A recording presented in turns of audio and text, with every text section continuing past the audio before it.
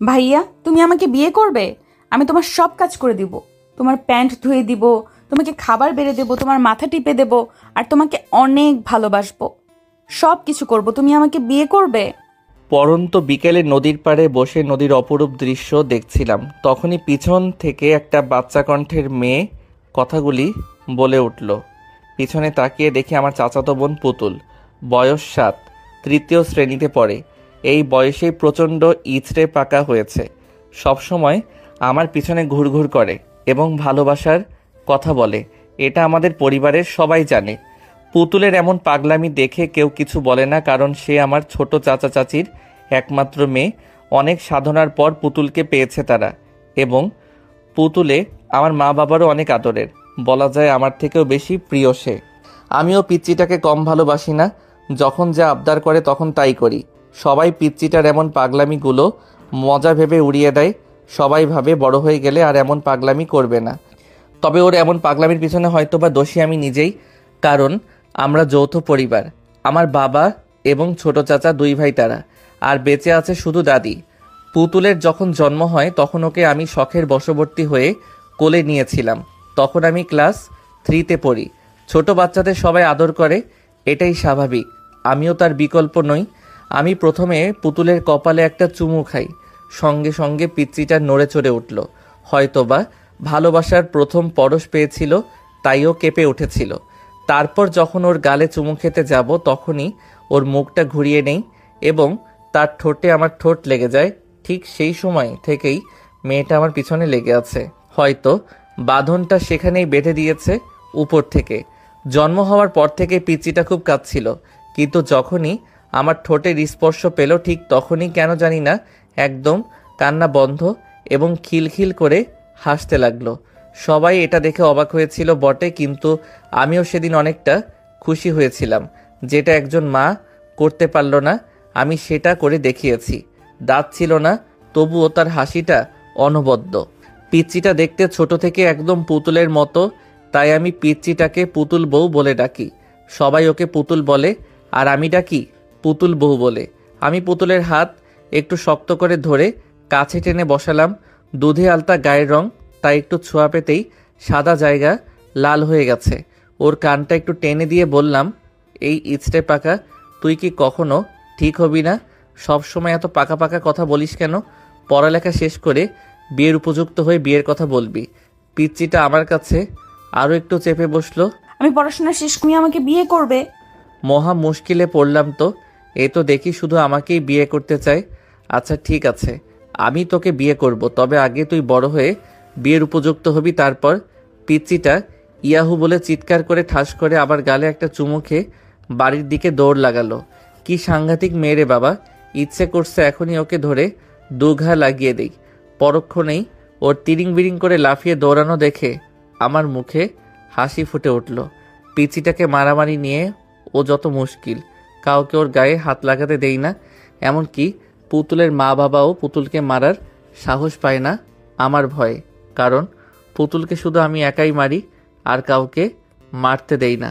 মনে হয় পুতুল আমার নিজস্ব সম্পত্তি, তাই আমি একাই ওর উপর অধিকার খাটাতে পারি, আর কেউ পারে না। আমার এমন কাণ্ড দেখে সবাই শুধু হাসে। পুতুলকে যখন তার মা মারতো তখন প্রচণ্ড রেগে যেতাম। সেই থেকে আর চাচি পুতুলের গায়ে হাত তোলে না। সন্ধ্যার দিকে বাড়ি ফিরলাম, চাচিকে দেখলাম রান্নাঘরে, হয়তো চা নাস্তা বানাচ্ছে। আমি চাচির দিকে এগিয়ে গিয়ে প্রশ্ন করলাম, ছোট মা, পুতুল বউ কোথায়? ও মুগ্ধ বাবা, তুই এসেছিস? ঘরে গিয়ে দেখ, টিভিতে কার্টুন দেখছে। আমি কপট রেগে গেলাম। এটা কি তার টিভি দেখার সময়? তুমি ওকে পড়তে বসাওনি কেন? আমার কি সে সাধ্য আছে যে ওকে পড়াতে বসাবো? একমাত্র তুই তো পারিস। দাঁড়াও, ওর কান দুটো আমি মলে দিচ্ছি। এই বলে আমি ছোট চাচির ঘরে গেলাম। ঘরে গিয়ে তো আমি অবাক, কারণ পুতুল টিভি না দেখে বই নিয়ে পড়তে বসেছে। হয়তো আমার উপস্থিতি টের পেয়েছে। মেয়েটা আমাকে প্রচুর ভয় পায়। পুতুল আমাকে দেখে আহ্লাদি কণ্ঠে বলল, ভাই, আমার জন্য চকলেট নিয়ে এসেছো? পিচিটার সব আবদারগুলোর মধ্যে অন্যতম একটা আবদার হলো তার চকলেট চাই। পড়া শেষ করে রাতের ডিনারের পর চকলেট পাবি, তুই পড়তে থাক, আমি হাত মুখ ধুয়ে আসছি। এই বলে আমি আমার রুমে এসে হাত মুখ ধুয়ে নিলাম। তারপর আবার ছোট চাচির ঘরে গেলাম বই নিয়ে। আমিও পড়ি, এবং পিচ্চিটাকেও পড়াই। আমি এবার নবম শ্রেণীতে পড়ি। আমি গিয়ে পড়ার টেবিলে বসলাম। পিচ্চিটাও সুরসুর করে আমার কাছে আসলো। পুতুল বউ, তোকে কালকে একটা কবিতা মুখস্থ করতে বলেছিলাম না, মুখস্থ হয়েছে? পিচ্চিটা মাথা বাঁকিয়ে উত্তর দিল, হ্যাঁ ভাইয়া, মুখস্থ হয়েছে। তাহলে এখন সেটা না দেখে খাতায় লিখে দে আমাকে। ঠিক আছে ভাইয়া। পিচ্চিটাকে কবিতা লিখতে দিয়ে আমি অঙ্ক করতে লাগলাম, কিন্তু কিছুতেই অঙ্কটা সমাধান করতে পারছি না। খানিকক্ষণ পর মা আর ছোট মা নাস্তা নিয়ে আসলো। ছোট মাকে দেখার সঙ্গে সঙ্গে বললাম, দেখো না ছোট মা, আমি কিছুতেই অঙ্কটা মেলাতে পারছি না, একটু বুঝিয়ে দাও না। আমার ছোট চাচি মাস্টার্স কমপ্লিট করেছে আর আমার মা সামান্য একজন ইন্টার পাস, কিন্তু আমার ছোট চাচি কখনো আমার মাকে শিক্ষা নিয়ে খোটা দেয়নি, সব সময় বড় বোনের মতোই সম্মান করে। এতেই বোঝা যায় সে একজন সুশিক্ষিত। আমাদের সমাজে এমন হাজারো মানুষ আছে যারা নিজের থেকে স্বল্প শিক্ষিত মানুষদেরকে অপমান করে। মুখে মুখে অপমান না করলেও ব্যবহারে বুঝিয়ে দেয়। প্রাতিষ্ঠানিক শিক্ষা মানুষকে শিক্ষিত করে তোলে, কিন্তু অমানুষকে মানুষ করতে পারে না। তাই প্রাতিষ্ঠানিক শিক্ষার পাশাপাশি ভালো মানুষ হওয়াটাও জরুরি।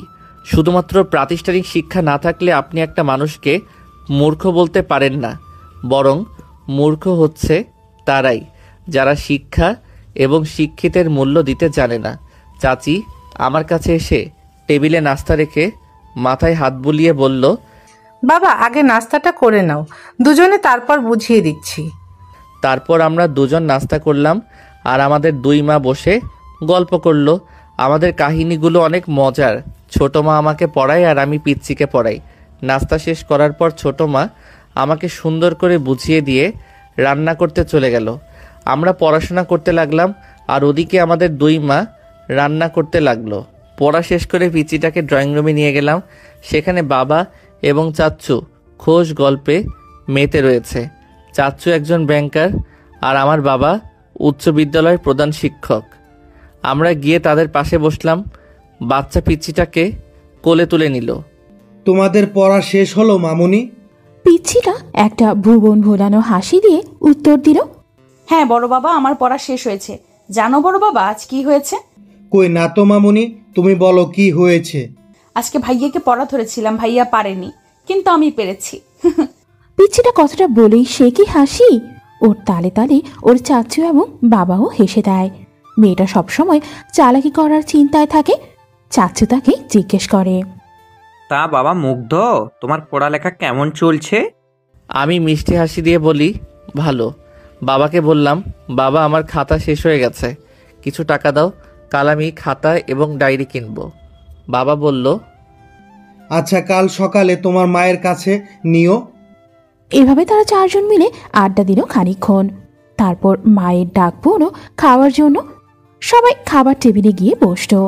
খাবার খেতে খেতে পিচ্ছিটা হঠাৎ করে বলে, মা তুমি জানো ভাইয়া আমাকে আজ কি বলেছে? পুতুলের কথা শুনে মুগ্ধ ভীষণ খেলো কিনা কি বলে প্যাচ লাগিয়ে দেয় কে জানে। মেয়েটা মাঝে মাঝে এমন কথা বলে ওর কথা শুনে হার্ট অ্যাটাক হওয়ার মতো অবস্থা হয় তার। এখন না জানি কি বলে সেই ভয়ে গলায় ভাত আটকে গেল ছেলেটার। কোনো মতে পানি খেয়ে ভাতটা নামিয়ে নিল। সে চোখ পাকিয়ে পুতুলের দিকে তাকালো। ছোট মা বলল, কি বলেছে? পুতুল খাওয়া বন্ধ করে বলল, ভাইয়া আজ বিকেলে নদীর পাড়ে বসেছিল। আমি সেখানে গিয়ে বললাম, ভাইয়া তুমি আমাকে বিয়ে করবে, আমি তোমার প্যান্ট ধুয়ে দিব, তোমার খাবার বেড়ে দেবো, তোমার সব কাজ করব। তখন ভাইয়া কি বলে জানো? সবাই জিজ্ঞাসু দৃষ্টিতে তাকিয়ে আছে পুতুলের দিকে। আমার তো চোখ বেরিয়ে আসার উপক্রম। তারপরও নিজেই বলতে শুরু করলো, তখন ভাইয়া বলে আমি পড়াশোনা শেষ করে বড় হব, তারপর ভাইয়া আমাকে বিয়ে করবে। পুতুলের কথা শুনে সবাই হেসে দেয়। মা পুতুলকে কোলে নিয়ে বলে, তোমার ভাইয়া একদম ঠিক বলেছে মামুনি, তুমি আগে পড়ালেখা শেষ করে বড় হও, তারপর তোমার ভাইয়ার সাথে তোমার বিয়ে দিব, কেমন? শুধু মাথা নাড়ালো। মেয়েটা এই বয়সেই বিয়ে নিয়ে এত পাকা পাকা কথা বলে, না জানি বড় হলে কি করে। এ তো আমাকে তুলে নিয়ে গিয়ে বিয়ে করবে। ছোট মা পুতুলের কান টেনে দিয়ে বলল, খুব পেকে গেছো তাই না? এবার পাকা পাকা কথা বন্ধ করে খাবার খেয়ে নাও চুপ করে। তারপর সবাই মিলে খাওয়া শেষ করলাম। খাওয়া শেষ করে আমি পিচ্চিটার হাতে দুটো চকলেট দিয়ে ঘুমাতে গেলাম। পিচ্চিটাও ঘুমিয়ে পড়ল। পরের দিন সকালে ঘুম থেকে উঠে মায়ের কাছে টাকা নিয়ে খাতা এবং ডায়েরি কিনতে গেলাম। খাতা কিনতে প্রায় 1/2 কিলোমিটার যেতে হয়। সাইকেল নিয়ে তাড়াতাড়ি গেলাম, কিন্তু পিচ্চিটা যে এমন একটা কাণ্ড করবে ভাবতে পারিনি। খাতা এবং ডায়েরি আমার পড়ার টেবিলে রেখে গিয়েছিলাম গোসল করতে, কিন্তু এসে দেখি খাতা আছে, ডায়েরি নেই। পুরো ঘর তন্ন তন্ন করে খুঁজেও যখন ডায়েরিটা পেলাম না, তখন চিৎকার করতে লাগলাম। মা এসে বলল, কি হয়েছে, এইভাবে ষাঁড়ের মতো চিৎকার করছিস কেন? আমি মাকে দেখে চুপসে গেলাম। ভয়ার্ত কণ্ঠে বললাম, আমার ডায়েরিটা কোথায় রেখেছো? আমি কিভাবে জানবো তোর ডায়েরি কোথায়? ভালো করে খুঁজে দেখ। এই কথা বলে মা চলে গেল। তারপর আর কোথাও খুঁজে পেলাম না ডায়েরিটা। ব্যাগে বই খাতা গুছিয়ে নাস্তা করতে গেলাম। নাস্তা শেষ করে এসে ব্যাগটা ঘাড়ি নিয়ে রওনা দিলাম স্কুলের পথে। আজ সকালে পিচ্চিটাকে দেখলাম না, হয়তো ঘুমাচ্ছিল। ওকে স্কুলে নিয়ে যাওয়ার জন্য ডাক দিয়েছিলাম বেশ কয়েকবার, কিন্তু আমার ডাকে সাড়া দেয়নি, তাই ছেড়ে চলে এসেছি। প্রথম পিরিয়ড শেষ হওয়ার পর স্যার যখন হোমওয়ার্ক দিল, আমি হোমওয়ার্ক নোট করার জন্য খাতা বের করতে গিয়ে দেখি ডায়েরিটা আমার ব্যাগের ভিতর। আশ্চর্য হয়েছিলাম আমি তো আসার সময় ডায়েরিটা ব্যাগে রাখিনি, তাহলে কে রাখলো? যাক, ভালোই হয়েছে। এটা ভেবে ভালো লাগছে যে আমার সদ্য কেনা নতুন ডায়েরিটা হারায়নি। আমি ডায়েরি খোলার পর সপ্তম আসমানে চলে গেলাম। প্রথম পৃষ্ঠায় বড় করে তেরা বেঁকা করে লেখা ভালোবাসি। লেখাটি দেখার সঙ্গে সঙ্গে আমি বেকুব বনে চলে গেলাম। এটা কে লিখলো এভাবে, তাও আবার বাঁকা করে? তবে দেখে মনে হচ্ছে বেশ কাঁচা হাতের লেখা। আমি পরের পৃষ্ঠা উল্টালাম, একই অবস্থা। এভাবে প্রতিটি পৃষ্ঠায় শেষ করলাম, কিন্তু একটা পৃষ্ঠাও ভালো নেই। সব পৃষ্ঠাতেই বড় বড় করে লেখা ভালোবাসি। আমি ভালোভাবে খেয়াল করে দেখলাম লেখাগুলো ঠিক পিচ্চিটার হাতের লেখার মতো। আমি ভালোভাবে বুঝতে পারলাম এটা পিচ্চিটার কাজ। একবার বাড়ি যাই, ওকে বুঝিয়ে দেব এমন দুষ্টুমি করার ফল কি হয়। কোনো রকমের টিফিন পিরিয়ড পর্যন্ত ক্লাস করে পালিয়ে গেলাম। বাড়ি গিয়ে ব্যাগটা টেবিলের উপর রেখে আগে গোসল করে নিলাম। তারপর আনমনে খুঁজতে লাগলাম পিচ্চিটাকে, কিন্তু কোথাও খুঁজে পাচ্ছি না। ছোট মাকে জিজ্ঞেস করলাম, ছোট মা বলে জানে না। মাকে জিজ্ঞেস করলাম, মাও বলে জানে না। তাহলে কি পিচ্চিটা উধাও হয়ে গেল? পুরো বাড়ি খুঁজলাম, কিন্তু কোথাও পেলাম না। তারপর ভালোভাবে লক্ষ্য করলাম রান্নাঘরে মায়ের শাড়ির আঁচলটা বেশ লম্বা হয়ে আছে, আর তার নিচে ফুলে রয়েছে, আর কিছু একটা নড়াচড়া করছে। আমার আর বুঝতে বাকি রইল না, আমার জননী পিচ্চিটাকে সেফটি দিচ্ছে। পিচ্চিটা আমার ভয় লুকিয়ে আছে, হয়তো নিজেই তার কুকর্মগুলো মায়ের কাছে স্বীকার করেছে। আর সে যতই দোষ করুক না কেন, আমার জননী তো কিছুই বলবে না। আমি আস্তে ধীরে মায়ের পাশে গিয়ে দাঁড়ালাম। পাশের টেবিল থেকে একটা গাজর নিয়ে খেতে খেতে মাকে বললাম, মা কি করছো তুমি? দেখার পরেও জিজ্ঞেস করিস কি করছি? মানে বলতে চাইছি যে কি রান্না করছো। আমার পুতুল সোনা গাজরের হালুয়া খেতে চেয়েছে, তাই হালুয়া রান্না করছি। এমন বজ্জাত মেয়েকে ঘটা করে হালুয়া খাওয়ানোর কি আছে? বাজার থেকে একটা লাঠি এনে লাঠির মায়ের খাওয়াও। কথাটি আমি বিড়বিড় করে বললাম, যেটা পরিষ্কার করে শুনতে পাইনি মা। মা কপাল কুঁচকে জিজ্ঞেস করে, কি বললি তুই?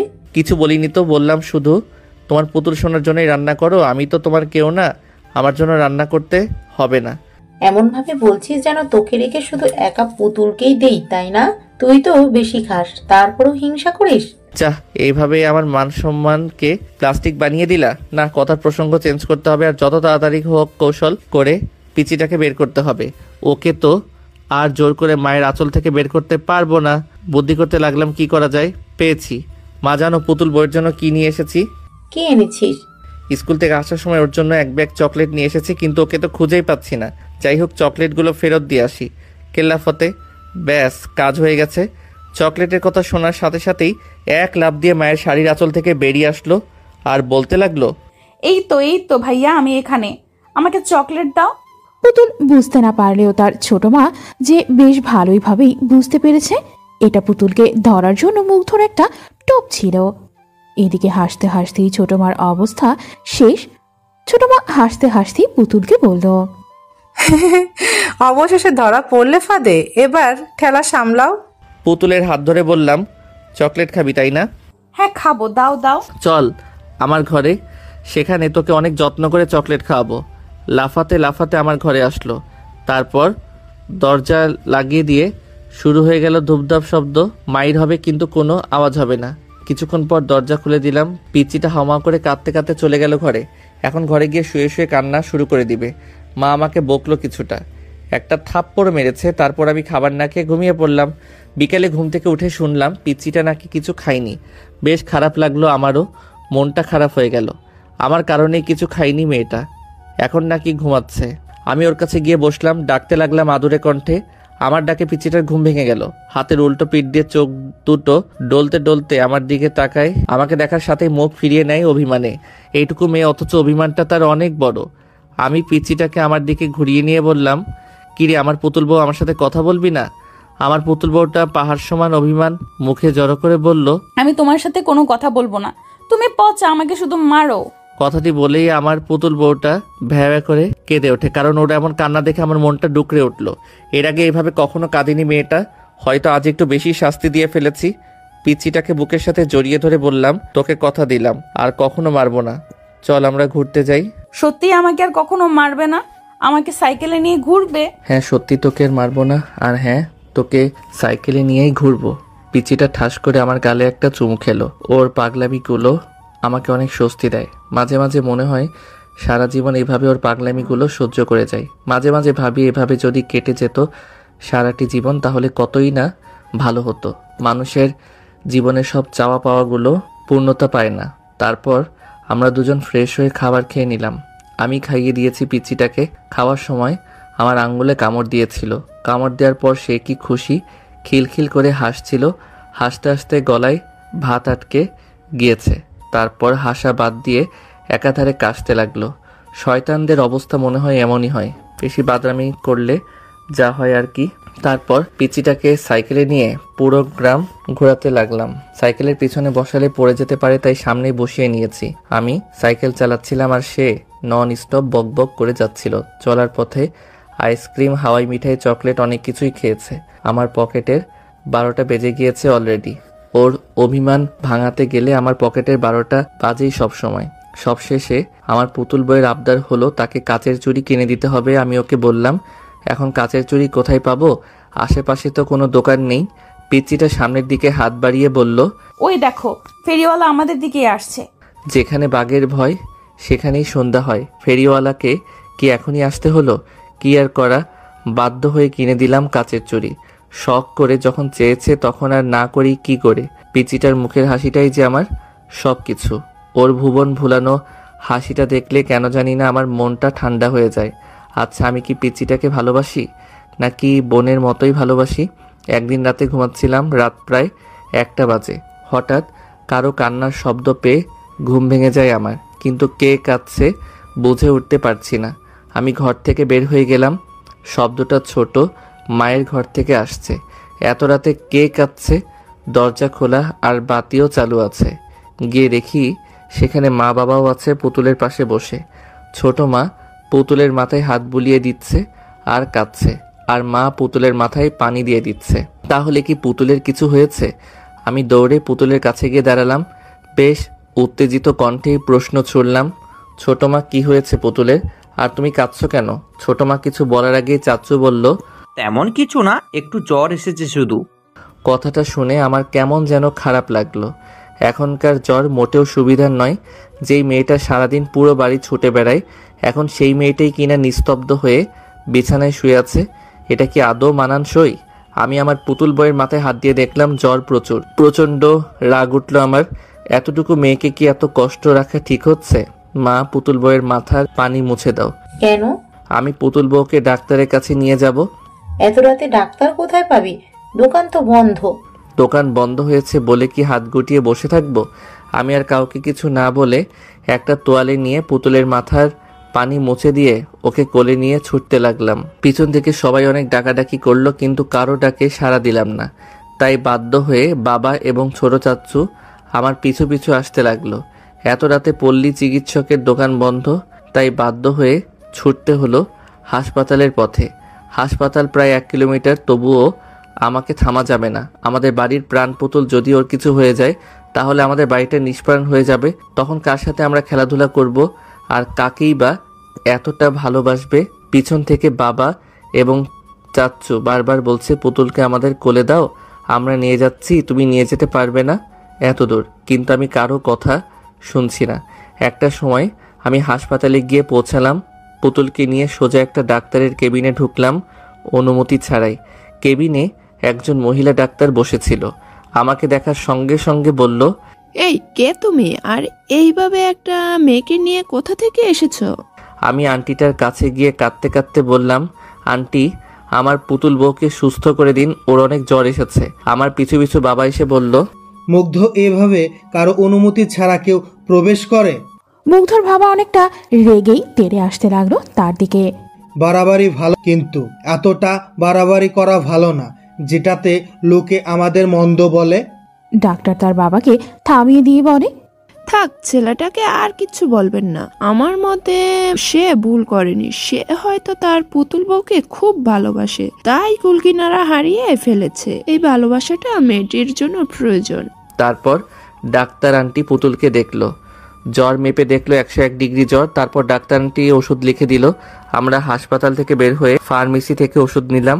তারপর বাড়িতে আসলাম। সেই রাতে পুতুল আমার সাথে ঘুমিয়েছিল। সকালে ঘুম থেকে উঠে দেখি আমার বুকে মাথা রেখে ঘুমিয়ে আছে। সেই দিন আবারও তার মায়ায় পড়ে গিয়েছিলাম আমি।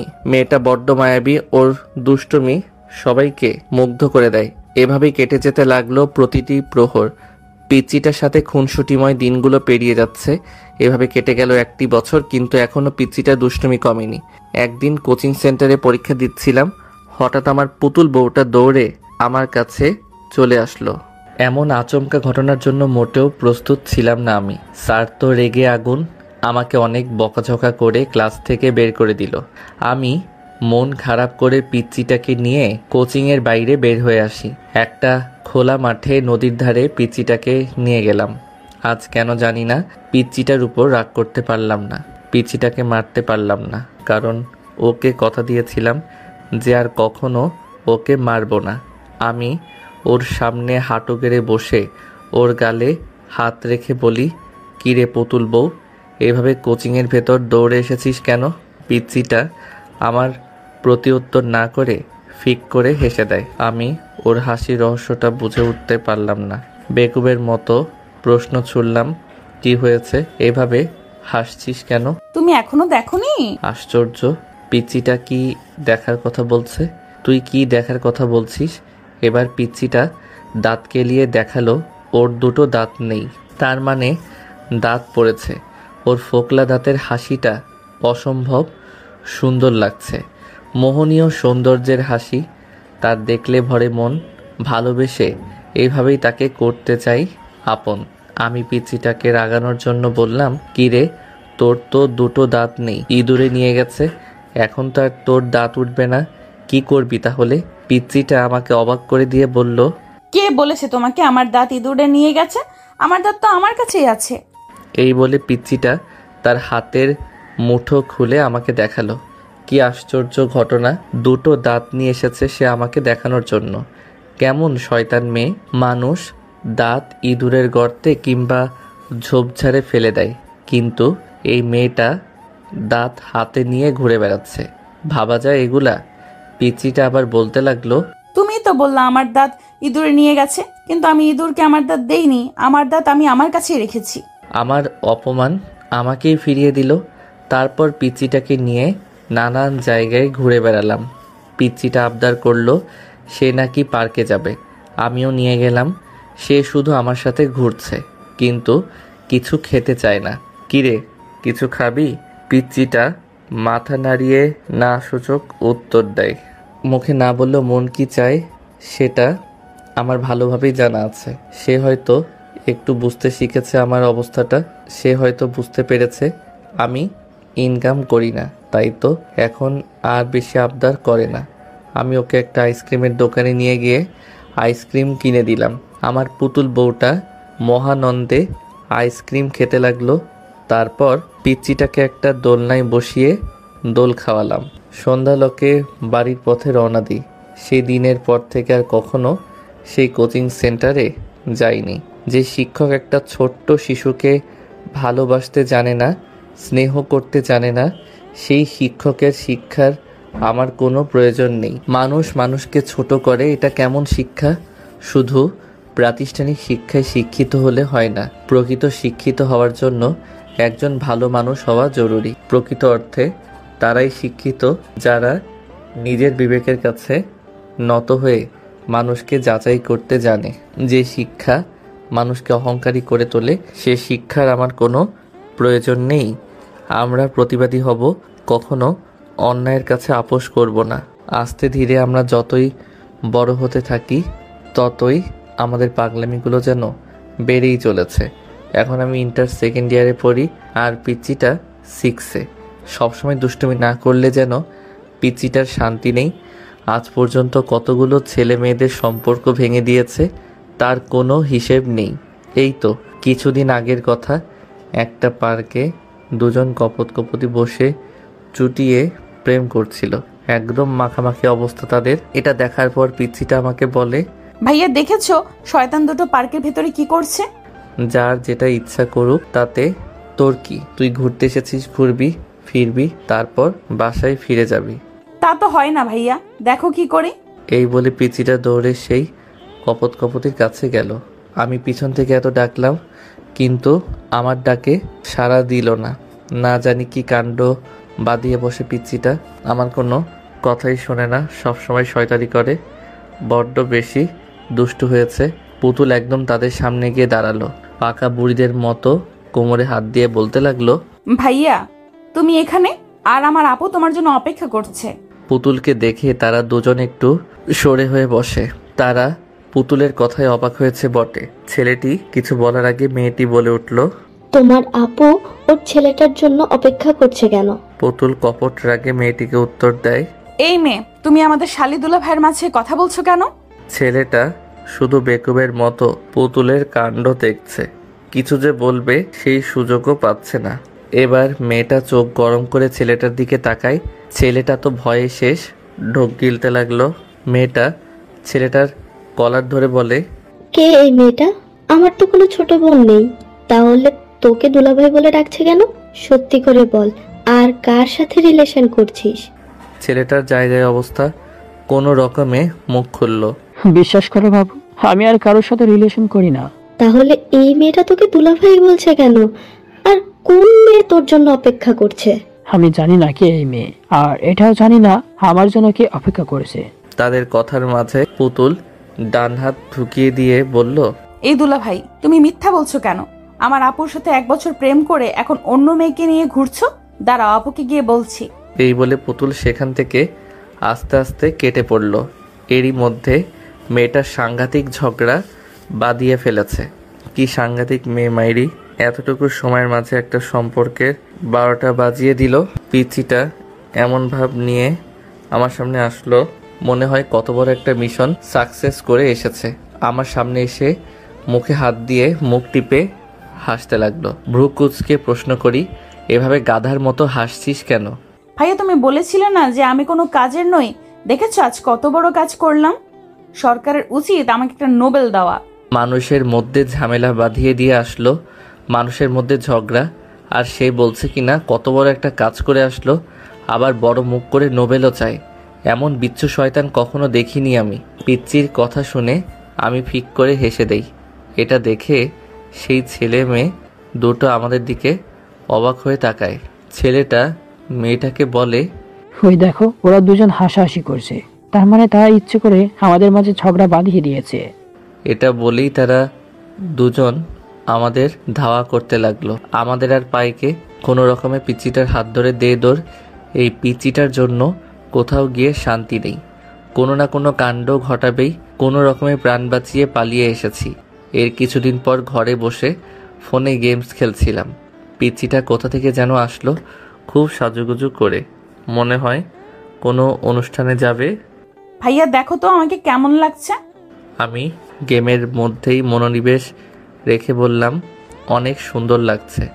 উফ, ফোনটা রাখো তো। আমি ফোনটা পাশে রেখে পিচ্চিটার দিকে তাকালাম। আচ্ছা রাখলাম, এবার বল কি বলবি? শুনেছো পাশের এলাকায় নাকি একটা মেয়ের বিয়ে? হ্যাঁ শুনেছি, তার বিয়ে, তাতে আমার কি? আর তুই এত সুন্দর করে সেজেছিস কেন? কোথাও যাবি নাকি? সেই বিয়ে বাড়িতে যাবো বলেই তো সেজেছি। পিচ্চিটার কথা শুনে আমার চোখ দুটো একদম রসগোল্লার মতো হয়ে গেল। বিনা দাওয়াতে কেউ কিভাবে বিয়ের বাড়িতে যায়? কিন্তু তারা তো আমাদের দাওয়াত করেনি, বিনা দাওয়াতে কিভাবে যাবি? বিনা আমন্ত্রণে দাওয়াত খাওয়ার যে কি মজা তা তুমি বুঝবে না। এখন সুন্দর দেখে একটা পাঞ্জাবি পরে নাও তো। কি সাংঘাতিক কাহিনী! বিনা আমন্ত্রণে নাকি দাওয়াত খেতে যাবে। আমি যেতে পারবো না। ঠিক আছে, না গেলে নাই, আমি একাই যাব। এই বলে পিচ্চিটা যেতে লাগলো। আচ্ছা ঠিক আছে দাঁড়া, আমিও যাচ্ছি। কখন কি বিপদ ঘটায় তার কোনো নিশ্চয়তা নেই, তাই বাধ্য হলাম যেতে। কালো রঙের একটা পাঞ্জাবি পরলাম, তারপর দুজনে মিলে ঘর থেকে বের হলাম। ঘর থেকে বের হতে না হতেই মা এবং ছোট মা সামনে পড়ল। মা আমাদের দুজনকে একসাথে দেখে বলে, কিরে তোরা কোথায় যাচ্ছিস এভাবে সাজুগুজু করে? বিয়ের দাওয়াত খেতে যাচ্ছি গো বড় মা। পিচ্চিটার কথা শুনে মুখোদর মা এবং ওর ছোট মা দুজনার দিকেই বেকুবের মতো তাকিয়ে রইল। কোথায়? পাশের এলাকায়। কিন্তু তারা তো আমাদের বিয়েতে দাওয়াত করেনি। তোমাদের দাওয়াত করেনি তো কি হয়েছে, আমাকে তো পার্সোনালি দাওয়াত করেছে। কি বলিস এসব তুই? কোথাকার কোন প্রেসিডেন্ট যে আমাদের দাওয়াত না করে তোকে দাওয়াত করবে, তাও আবার পার্সোনালি? বড় মা, তুমি আমার মতো একজন ভদ্র সমাজসেবককে এইভাবে অপমান করতে পারো না, আমার সম্মানে লাগে। যে মেয়েটা মানুষের মধ্যে ঝগড়া বাঁধিয়ে দেয় সে বলছে কিনা সে একজন ভদ্র সমাজসেবক? মানা যায় এগুলা? ইচড়ে পাকা কি আর সাধে বলি? মা এবং বড় মা আর আমাদের পথ আটকালো না, কারণ তারা জানে তারা তাদের পুতুলের সাথে কখনো কথাই পেরে উঠবে না। পথে যেতে যেতে আমাদের কথোপকথন। ভাইয়া, আমরা গিয়ে কি দিয়ে খাওয়া শুরু করব বলো তো? মুরগির রোস্ট নাকি খাসির কলিজার রোস্ট? তুই কি দিয়ে খাওয়ার চিন্তা করছিস আর আমি চিন্তা করছি মাইট খাওয়ার। কথাটা আমি মনে মনেই বললাম। আগে গিয়ে দেখ খেতে দেয় কিনা, তারপর ভাববি কি দিয়ে খাওয়া শুরু করবি। আর এসব কি আজগুবি খাবারের নাম বলছিস তুই? খাসির কলিজার আবার কখনো রোস্ট হয়? তাহলে ওটাকে কি বলে?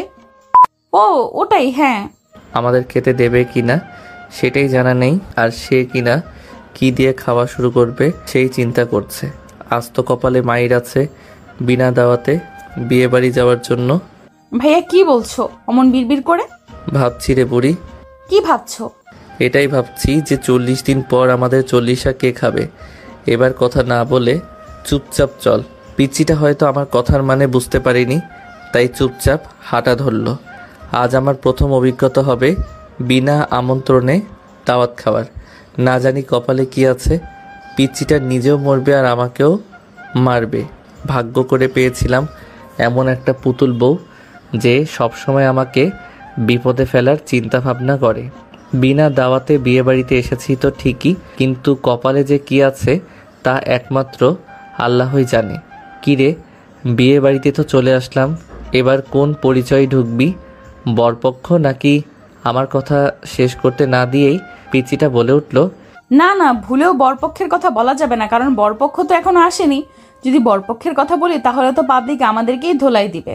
এইটুকু মেয়ের মাথায় কি বুদ্ধি! আমাদের দুজনের কথোপকথনের মাঝে হঠাৎ একজন লোক আসলো।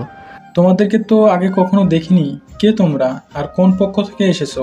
আমার গুরু যেহেতু আমার পুতুল বউ, সে সব সময় আমার আগে আগে যায়, তাই এবারেও সে নিজেই উত্তর দিল, হ্যাঁ, আমাদেরকে চিনবেন কিভাবে? আগে কখনো দেখেননি তো, তাই। আর আমরা কোন পক্ষের লোক? কিন্তু তোমাদের দাওয়াত করেছি বলে তো আমার মনে হয় না। আঙ্কেল, মনে হবে কিভাবে? আপনি যখন আমাদের বাড়িতে দাওয়াত দিতে গিয়েছিলেন তখন তো আমরা নানু বাড়িতে ঘুরতে গিয়েছিলাম, তাই আমাদের দেখেননি। কিন্তু তোমাদের মা বাবা কই? মা বাবা আমাদের জন্য ভেতরে অপেক্ষা করছে। এই ভাইয়া চলো, দেরি করলে আবার মা বকবে।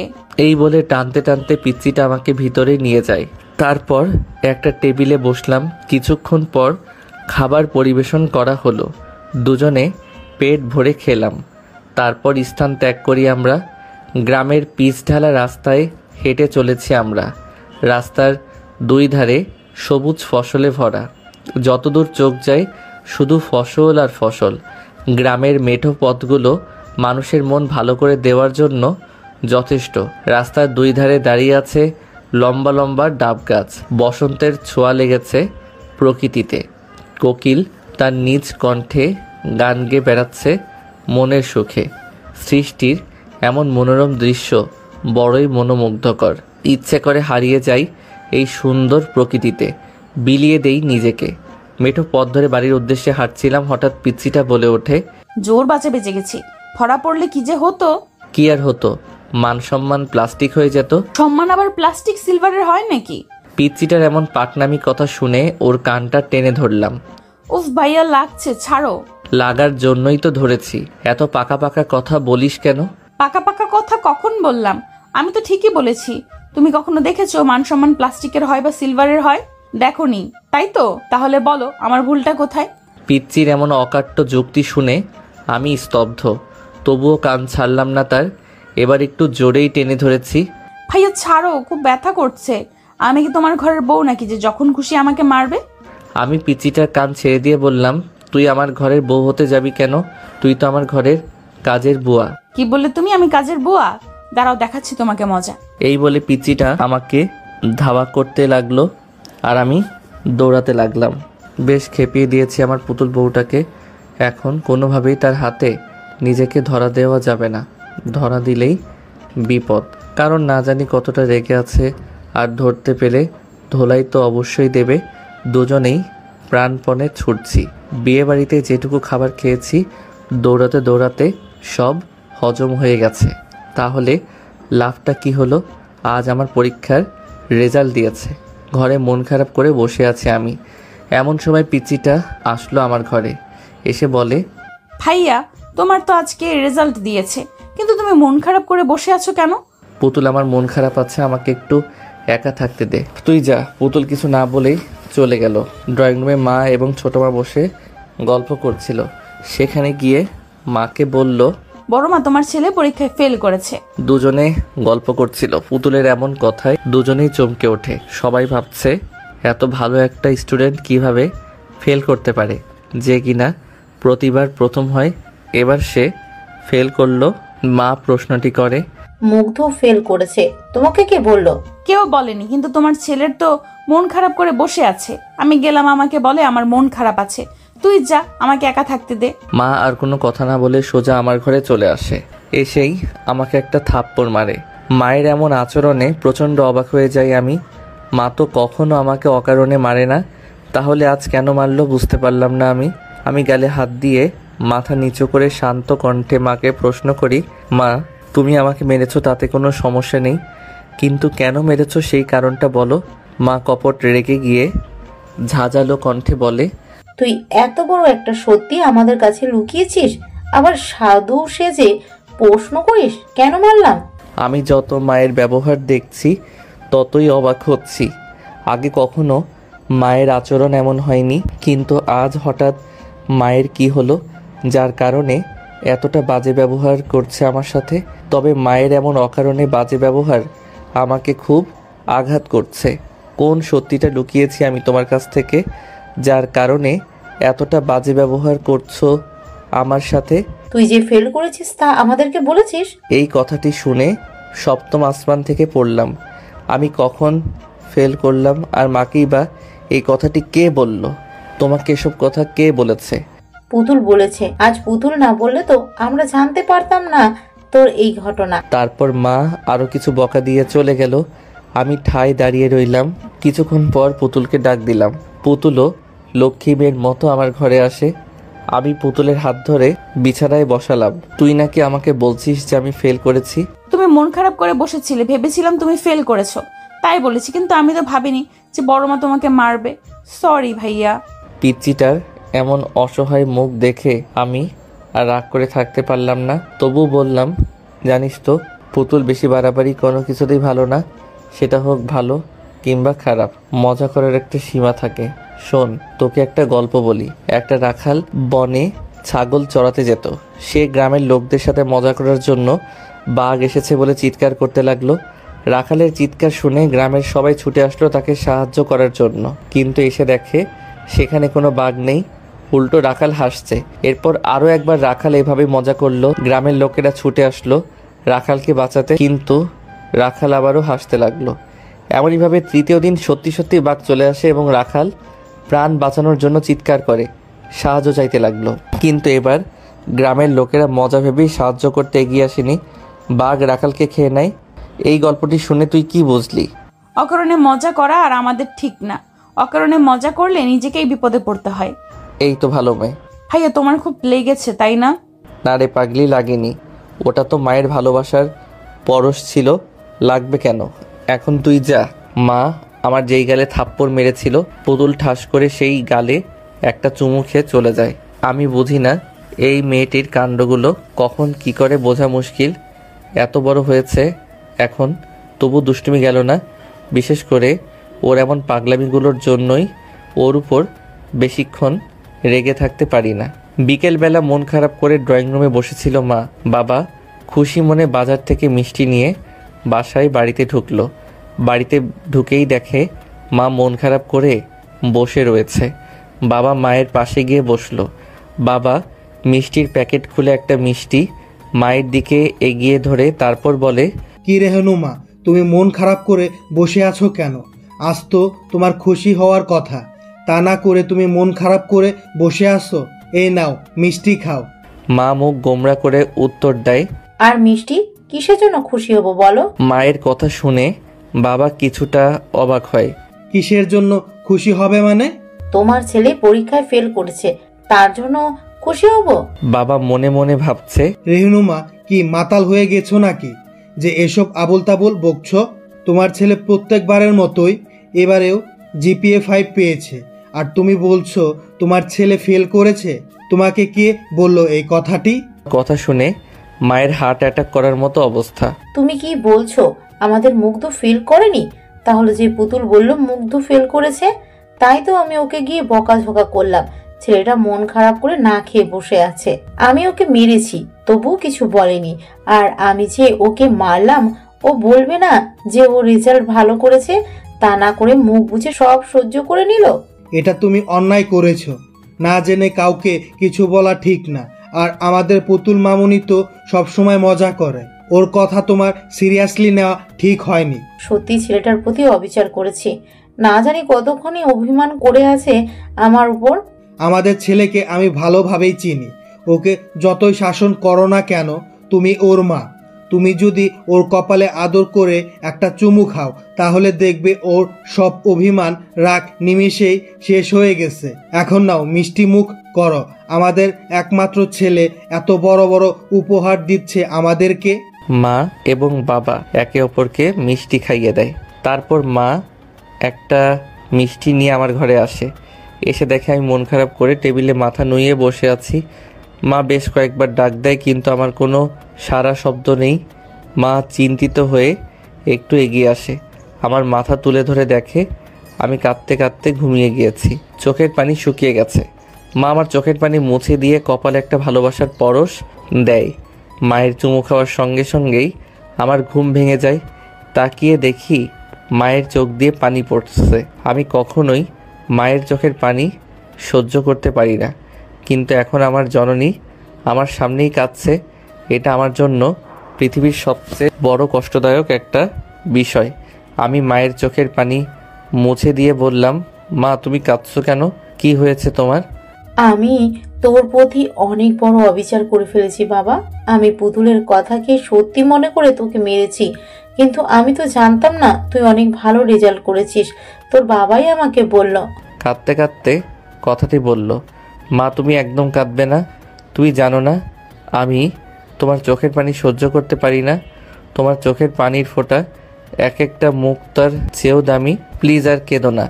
মা আর কিছু না বলে আমাকে জড়িয়ে ধরে কেঁদে দেয়। আমিও মাকে জড়িয়ে ধরি। এমন সময় আমাদের পুতুল মহারানী সেখানে হাজির। কেউ প্রচণ্ড মন খারাপ করে এসেছে। এসে বলে, বড় মা আমার ভুল হয়ে গেছে, আমি বুঝতে পারিনি যে।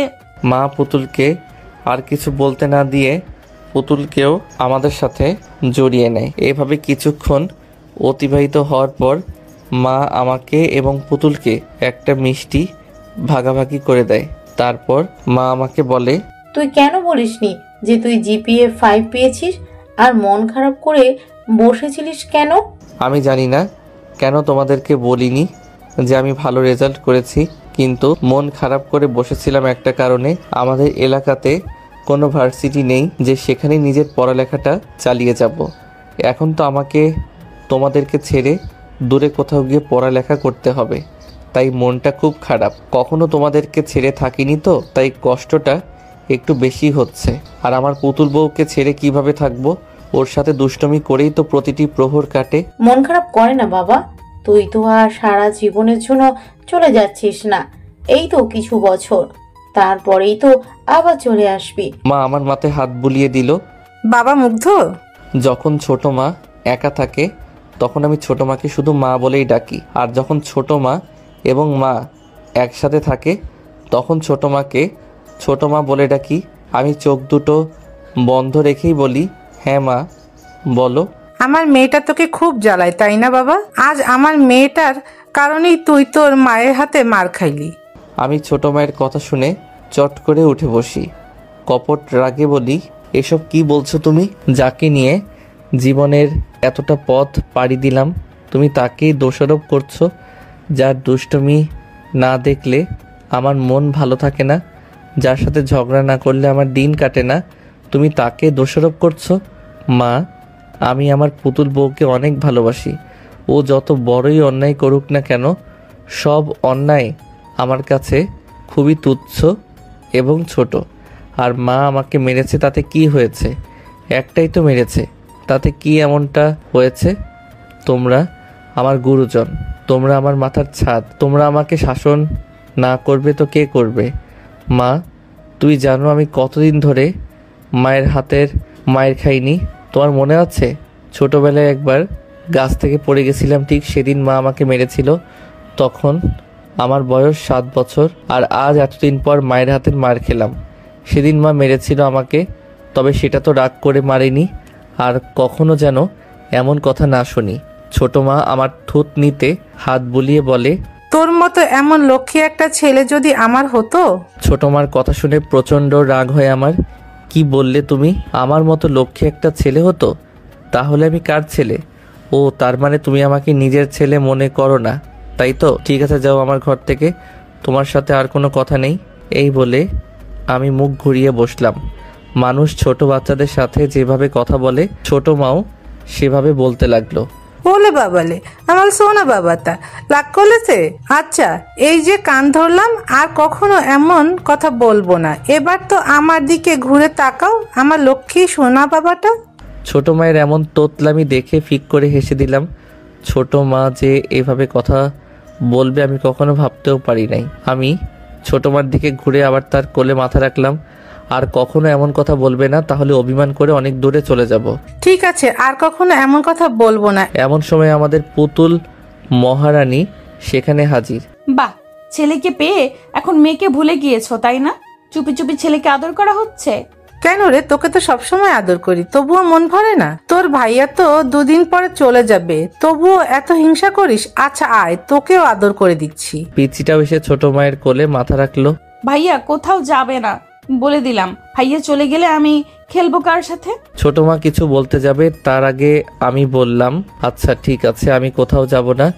ছোট মাকে কিন্তু বলতে দিলাম না, কারণ আমার দূরে কোথাও যাওয়ার কথা শুনলে পিচিটা হয়তো অনেক পাগলামি করবে, তাই না বলাই শ্রেয়। ছোট মা বলল, আচ্ছা তোরা থাক, আমি আজ তোদের প্রিয় খাবার খিচুড়ি রান্না করব। খিচুড়ির কথা শুনে আমরা দুজনেই হা করে রইলাম। এটা দেখে ছোট মা হেসে দেয়। ছোট মার হাতের খিচুড়ি অনেক মজার হয়। আজ নিজের প্রিয় মুখগুলোকে ছেড়ে চলে যেতে হচ্ছে অচেনা অজানা এক জায়গায়, যেখানে থাকবে না আমার প্রিয় মানুষগুলো। পিচিটাকে ছেড়ে যেতে অনেক কষ্ট হচ্ছে আমার।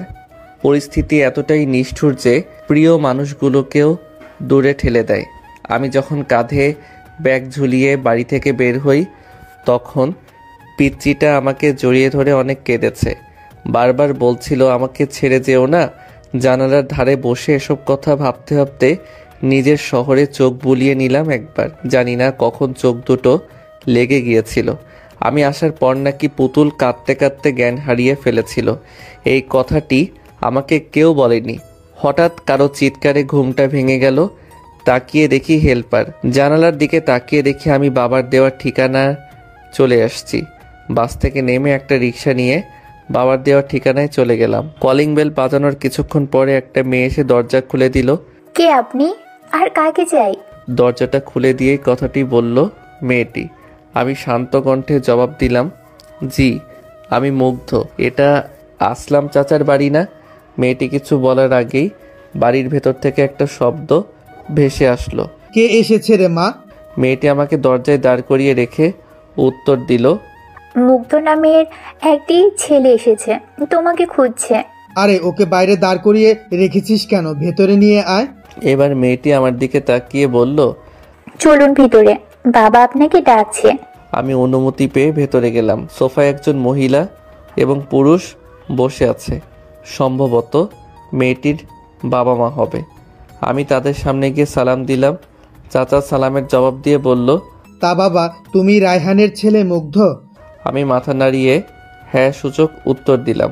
পরিচয় হও, ইনি হলো তোমার চাচি, আর ও হলো আমাদের মেয়ে রিক্তা। ভদ্র মহিলা এবং মেয়েটিকে দেখিয়ে দিয়ে বলল, মেয়েটি প্রথম থেকে আমার দিকে হিংসে ভরা দৃষ্টিতে তাকিয়েছিল। তবে কি মেয়েটির চোখে আমি বিষাক্ত কাটা হয়ে গেলাম? পরিচয় পর্ব শেষ করে চাচা আমাকে বলল, এখন গিয়ে হাত মুখ ধুয়ে একটু বিশ্রাম নিয়ে খাবার খেয়ে নাও। রিক্তা, মুগ্ধকে গেস্ট রুমে নিয়ে যাও। মেয়েটি আমাকে একটা রুমে নিয়ে এসে বাথরুম দেখিয়ে দিয়ে চলে গেল। আমি ব্যাগটা বিছানায় ছুঁড়ে মেরে বাথরুম গিয়ে ফ্রেশ হয়ে নিলাম। তারপর বিছানায় শরীরটা এলিয়ে দিলাম। হঠাৎ শুনতে পেলাম, বাবা, এই ছেলেটা কি আমাদের সাথে থাকবে? মনে হলো রিক্তা নামের মেয়েটি কথাটি বলল। আমার একটু বেশি কৌতূহল জাগলো মনে তাদের কথোপকথন শুনবার। ছেলেটি আমাদের সাথেই থাকবে। কিন্তু বাবা, ছেলেটাকে দেখে আমার সুবিধার মনে হচ্ছে না, তুমি ওকে অন্য কোথাও থাকতে বলো। কি বলছো এসব? ও আমার ছোটবেলার বন্ধুর ছেলে। ওর বাবা আমার জীবনে কতটা অবদান রেখেছে তা তোমাকে বলে শেষ করতে পারবো না। আর অচেনা শহরের ছেলেটা কোথায় যাবে? আমি এত কিছু জানি না, তুমি ওকে তাড়িয়ে দাও। কেন এমন পাগলামি করছো তুমি? আমার কাছে তো মুগ্ধকে খারাপ লাগছে না। এবার রিক্তার মা বলে ওঠে, তোমার মেয়ে তো ঠিকই বলেছে, এভাবে অচেনা একটা ছেলেকে বাসায় জায়গা দেওয়াটা মোটেও ঠিক হবে না। তাছাড়া সে তোমার বন্ধুর ছেলে বলেই কি তোমাকে উদ্ধার করে দিয়েছে নাকি? আমারও ছেলেটাকে ভালো লাগেনি, বলা তো যায় না কখন বিপদ ঘটিয়ে বসে। আমাদের ঘরে এত বড় একটা মেয়ে আছে। ভদ্র মহিলা আর কিছু বলার আগেই চাচা বলল, তুমি চুপ করবে? সব সময় শুধু উল্টোপাল্টা চিন্তা করো। ছেলেটির মধ্যে কি রকম খারাপ দেখলে যে যার জন্য মনে হলো সে এতটা জঘন্য কাজ করতে পারে? মানুষকে ভালোবাসতে শিখো, তাহলেই না মানুষের মর্মটা বুঝবে। রিক্তা বলে ওঠে, বাবা, তুমি ওকে অন্য কোথাও থাকতে বলো, না হলে আমি কিন্তু এখানে থাকবো না। এই কথা বলে রিক্তা চলে যায় তার ঘরে। ভদ্র মহিলাও আর থাকলো না, স্থান ত্যাগ করে। আমি ঘরের ঝুলানো ঘুরতে থাকা ফ্যানের দিকে তাকিয়ে নিজেকে বলতে লাগলাম, মানুষ কতটা বিচিত্র হতে পারে। তা না হলে একটা অচেনা মানুষকে নিয়ে এতটা জঘন্য ভাবনা কিভাবে মনের মধ্যে পুষতে পারে? তাদের কথোপকথন শুনে আমার খুব একটা খারাপ লাগলো না, কারণ জীবনে যতটুকু পথ পাড়ি দিয়েছি এতেই পৃথিবীর মানুষ সম্পর্কে বেশ ভালোই ধারণা পেয়েছি। পৃথিবী যতটা না অদ্ভুত তার থেকেও বেশি অদ্ভুত এই পৃথিবীতে বসবাসরত মানুষরা। আমি বুঝে গিয়েছি এখানে আমার থাকা হবে না, আর থাকলেও খুব সংগ্রাম করে থাকতে হবে। আর আমার মনে হয় এই সংগ্রামের কোনো মানেই হয় না। মাঝে মাঝে কিন্তু জায়গায় প্রতিবাদ না করাই ভালো। এতে বোঝা যায় কোনটা মুখোশধারী মানুষ আর কোনটা ভালো মানুষ। আমি মুঠোফোনটি হাতে নিয়ে মাকে কল করলাম। দুবার রিং বাজতেই কলটা রিসিভ করলো। আমি কিছু বলার আগেই মা বলল, তুই ঠিকঠাক ভাবে পৌঁছে গিয়েছিস তো বাবা? যেতে কোনো অসুবিধা হয়নি তো? মায়ের কথা শুনে নিঃশব্দে একটা মুচকি হাসি দিলাম। মায়ের কাছে এখনো সেই ছোট্ট মুগ্ধই রয়ে গেলাম। পৃথিবীর সকল মা বাবার কাছে তাদের সন্তানরা ছোটই থেকে যায়, বড় হয়ে যায় তো শুধু সন্তান নামক কিছু অমানুষরা, যারা মা বাবার উপর অত্যাচার করে। হ্যাঁ মা, আমার আসতে কোনো অসুবিধা হয়নি। বাড়ির সবাই কেমন আছে মা? সবাই ভালো আছে, কিন্তু পুতুল কেঁদেই চলেছে, কাঁদতে কাঁদতে জ্ঞান হারিয়ে ফেলেছিল একবার। কথাটি শুনে আমার হাসি মুখটা মলিন হয়ে গেল। ভাঙা কণ্ঠে বললাম, কি বলছো এসব? পুতুল জ্ঞান হারিয়ে ফেলেছে আর তোমরা আমাকে বলনি? বললে কি হতো? চিন্তা ছাড়া কি আর কিছু করতে পারতি? এখন কি করছে? এখন একটু ঘুমিয়েছে। আচ্ছা, বাবা কোথায়? এই তো আমার পাশে, নে কথা বল। এই বলে মা বাবার হাতে ফোনটি দিল। হ্যাঁ বাবা বল, কি খবর তোর? ভালো। বাবাকে কিছু বলতে গিয়ে আটকে গেলাম। কিরে, কিছু বলবি? বাবা আমি এখানে থাকতে চাই না। কেন? তাহলে তোর আঙ্কেলকে বল একটা বাড়ি দেখতে। ঠিক আছে বাবা। তারপর টুকিটাকি কথা বলে কল কেটে দিলাম। যাক, একটা ব্যবস্থা হয়ে গেল। কিছুক্ষণ পরে রিক্তা ডাকতে এলো খাবার খাওয়ার জন্য। আমি কিছু না বোঝার ভান করে খাবার খেতে গেলাম। তোমার বাবা বলল তুমি নাকি আমাদের সাথে থাকবে না। কেন বাবা, এখানে কি তোমার অসুবিধা হবে? খাবার খাওয়ার সময় চাচা কথাটি বলল। না চাচা, কোনো সমস্যা নেই।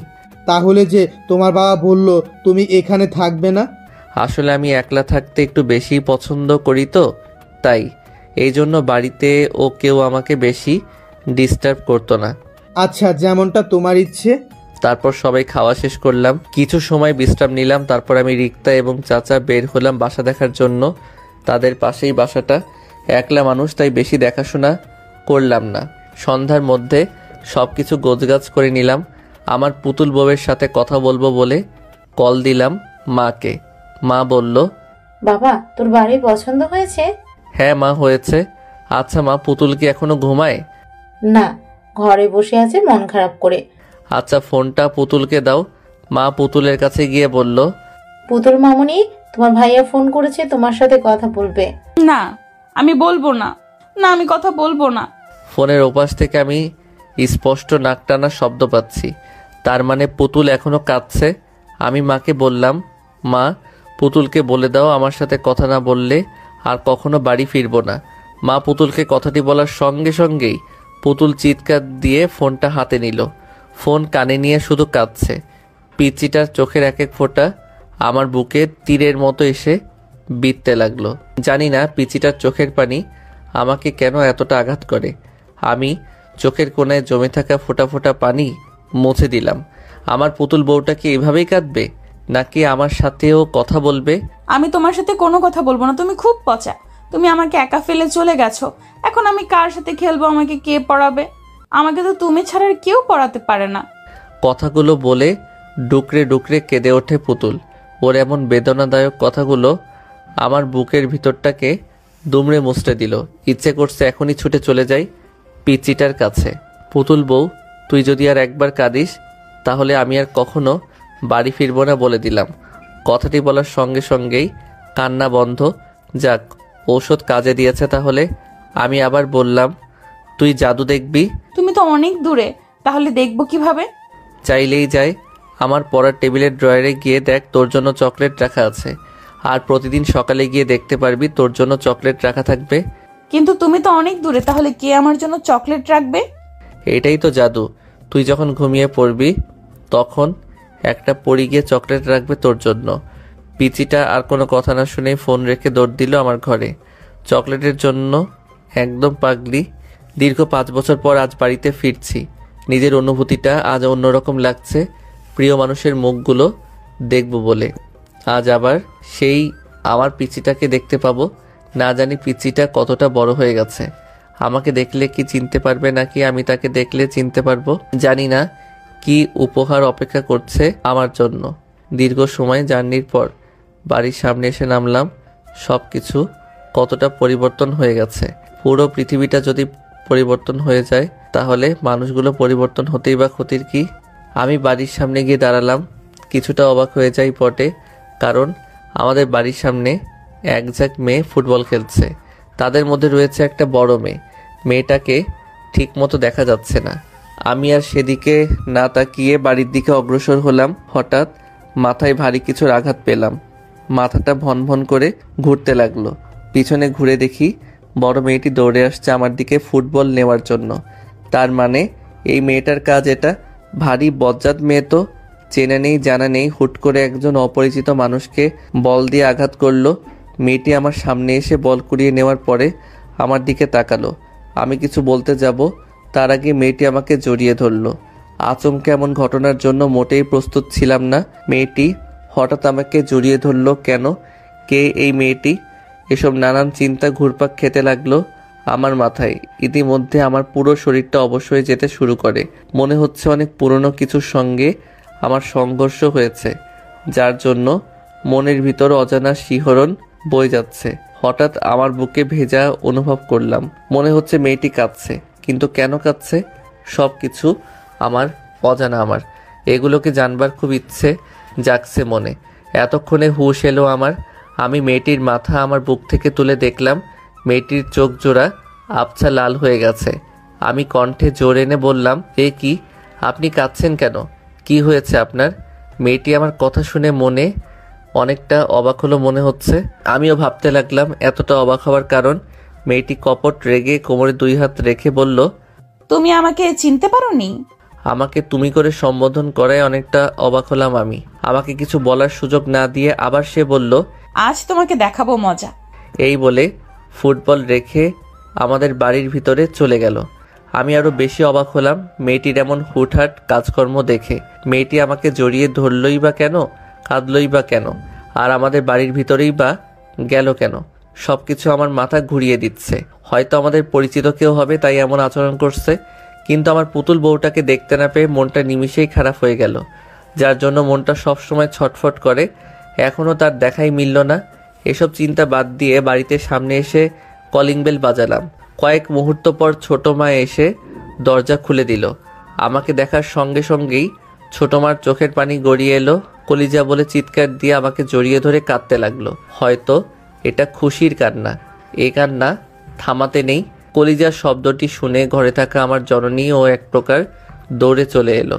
ছোট মা আমার কপালে গালে চুমো দিয়ে ভরিয়ে দিল। এবার মা আমাকে দেখে যেন অজর ধারায় চোখের পানি ফেলতে লাগলো। আমি বুঝি না মায়েরা কেন এমন হয়। সন্তানকে বহুদিন পর দেখলেই কেন কাঁদে, আর দূরে কোথাও গেলেই কেন কাঁদে। আমাকে দেখে মা একদম বরফ হয়ে গেছে। আমি একটু এগিয়ে গিয়ে মাকে পরম মমতায় জড়িয়ে ধরলাম। মা এবার হাউমাউ করে কাঁদতে লাগলো। আমি বুঝতে পারছি মায়ের কান্না থামাবো কিনা। আমি মায়ের চোখের পানি মুছিয়ে দিয়ে ভাঙা কণ্ঠে জোর এনে বললাম, মা, আমি কি তোমাদের চোখের পানি দেখার জন্য এত দূর ছুটে এলাম নাকি? তোমাদের মুখে পূর্ণিমার হাসি দেখার জন্য এসেছি। মা বুঝতে পারলো আমার কথায় অভিমানের মিশ্রণ রয়েছে, আর আমার অভিমান খুব সহজে ভাঙবার নয়, সেটা মা খুব ভালো করেই জানে। তাই চোখের পানি মুছে আমার কপালে একটা ভালোবাসার পরশ দিয়ে বলল, তুই আসবি এইটা আমাদের বলিসনি কেন? একেবারে যেহেতু চলে এসেছি তাই ভাবলাম সারপ্রাইজ দেব। তুই এমন এমন সারপ্রাইজ দিস, মানুষের হার্ট অ্যাটাক হওয়ার মতো সারপ্রাইজ। বেশ ভারী কণ্ঠে কথাটি বলল আমার জননী। উফ মা, এসব ফালতু কথা আমার জন্য একদম পছন্দ না। আচ্ছা ঠিক আছে, আর বলবো না। নিজের মাকে পেয়ে আমাকে ভুলে গিয়েছিস? আমি কে যে আমাকে মনে হবে? পিছন থেকে অতি জোরালো অভিমানী কণ্ঠে ছোট মা কথাটি বলল। আমি এবার মাকে ছেড়ে ছোট মাকে গিয়ে জড়িয়ে ধরি। ছোট মার কপালে শব্দ করে ছোট্ট একটা চুমু খাই। আমি জানি ছোট মা আমার উপর বেশিক্ষণ রাগ বা অভিমান করে থাকবে না। ছোট মার কাঁধে আমার 2 হাত পেঁচিয়ে বললাম, তোমরা 2 মা মিলে আমার দুটো পৃথিবী। তোমাদের কাউকে আমি আলাদা চোখে দেখি না। মাকে যতটা ভালোবাসি তোমাকেও ঠিক ততটাই ভালোবাসি। তোমাদের 2 মায়ের মাঝে আমি কোনো বৈষম্য রাখি না। ছোট মা আমার মাথায় হাত বুলিয়ে দিয়ে বলে, আমরা ভাগ্য করে তোর মতো সন্তান পেয়েছি। আমি দুজনকে হাসানোর জন্য বললাম, আমি ভাবতেই পারিনি তোমরা এত তাড়াতাড়ি বুড়ি হয়ে যাবে। 5 বছরই বুড়ি হয়ে গেলাম আমরা? তা নয় তো কি, মাথার প্রায় চুল তো পেকে গেছে। তাহলে তো বুড়ি হয়ে গেছো তোমরা, তাই না? আমার কথা শুনে আমার 2 জননী ফিক করে হেসে দেয়। দুটো চাঁদের হাসি একসাথে হলে কতটা সুন্দর হতে পারে তার বর্ণনা দেওয়ার ক্ষমতা আমি অধমের নেই। মায়েদের সাথে খুনসুটি করলেও আমার দু চোখ যেন খুঁজে হয় না অন্য কাউকে। আমি এসেছি পর্যন্ত এখন আমার পুতুল বউয়ের কোনো দেখা নেই। তোর পুতুল বউ ঘরে আছে। পিছন থেকে মায়ের কথাটি শুনে হকচকিয়ে উঠলাম আমি। বেশি ভনিতা না করে বললাম, আমি এসেছি। এটা কি পুতুল বুঝতে পারিনি নাকি বুঝে ও আসছে না? তা জানি না, তবে তুই আসায় কয়েক মুহূর্ত আগে মন খারাপ করে হন হন করে ঘরে গেল। মনে হয় কারোর সাথে ঝগড়া করে এসেছে। আমি লাগেজ আর কাঁধের ব্যাগটা মায়ের হাতে দিয়ে গুটি গুটি পায়ে এগিয়ে যেতে লাগলাম পিচিটার ঘরের দিকে। আমার উল্টো দিক হয়ে ঘাপটি মেরে বসে আছে। এটা কি তার অভিযান? আমি কণ্ঠ কাঁপিয়ে ডাক দিলাম, পুতুল বউ। ডাকটি দেওয়ার সময় আমার যেন অন্তরাত্মা কেঁপে উঠল। আজ কত বছর পরে আমার সেই রেখে যাওয়া ছোট্ট পুতুলকে দেখব আমি। ভাবতেই আমার মনের ভিতর সাগরের ঢেউয়ের মতো উতাল পাতাল শুরু হয়ে গেল। আমার মুখ থেকে পুতুল বউ ডাকটি শুনে পুতুল আমার দিকে ঘুরে তাকায়। সেই মেয়েটি যে আমাকে বাড়ির সামনে জড়িয়ে ধরেছিল। এবার আর অবাক হলাম না, কারণ আবছা আবছা বুঝতে পেরেছিলাম এই মেয়েটি আমার পুতুল বউ হবে। পুতুল এবারও বিলম্ব না করে দৌড়ে এসে আমায় জড়িয়ে ধরে এবার আমিও পরম মমতায় জড়িয়ে নিলাম আমার পুতুল বউটাকে। দীর্ঘ কয়েকটি বছর পর প্রিয় মানুষটাকে বুকে জড়িয়ে নেওয়ার অনুভূতিটা যে কতটা প্রখর তা বলে বোঝানো খুব কঠিন। রেখে গেলাম সেই ছোট্ট পুতুলকে, আর এসে যে পুতুল বউকে এতটা বড় হতে দেখব তা ভাবনায় আনা মুশকিল। আজ আমার পুতুল বউটা কতটা বড় হয়ে গেছে। হঠাৎ পুতুল নিজেকে আমার থেকে ছাড়িয়ে নিয়ে দুহাত দূরে গিয়ে দাঁড়িয়ে কোমরে হাত রাখলো। তুমি আমাকে চিনতে পারোনি? এত তাড়াতাড়ি ভুলে গিয়েছো আমাকে? কথাটি বেশ অভিমান নিয়েই বলল আমার পিচ্চিটা।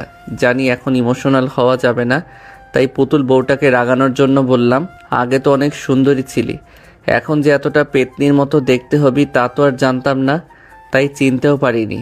বোমাটা মনে হয় সঠিক জায়গায় পড়েছে, এই বুঝি বোমাটা ফাটলো বলে। আমি পেতনির মতো দেখতে, তাই না? গোটা গ্রামের সবচেয়ে সুন্দরী মেয়ে আমি, আর আমাকেই বলছো পেতনি? আজ তোমার একদিন কি আমার যে কয়দিন লাগে। এই বলে পাশে টেবিলে থাকা স্টিলের স্কেল নিয়ে আমাকে ধাওয়া করতে লাগলো মারার জন্য। পুরো বাড়ি ছুটে চলেছি আমরা। সত্যি এতদিন পরে পুতুলের রাগ ভাঙাতে পেরে অনেকটাই ভালো লাগা কাজ করছে আমার মনে। আমাদের এমন ছেলে মানুষই দেখে ছোট মাকে বলে, এতদিন বাড়িটা যেন প্রাণহীন ছিল, আজ আমাদের খোকা আসার সাথে সাথে এই বাড়িটা প্রাণ ফিরে পেল। ছোট মার কথা শুনে মা একটা তৃপ্তির হাসি দিয়ে বলল, ঠিক বলেছিস ছোট, একমাত্র ছেলে মেয়ে দুটোই আমাদের বাড়ির প্রাণ, ওদের ছাড়া বাড়িটা একেবারে নিষ্প্রাণ। ছেলেটা হুট করে এসে আমাদের চমকে দিল, আর দুজন একসাথে হয়েই কেমন খুনসুটি ও দুষ্টুমিতে মেতে উঠল।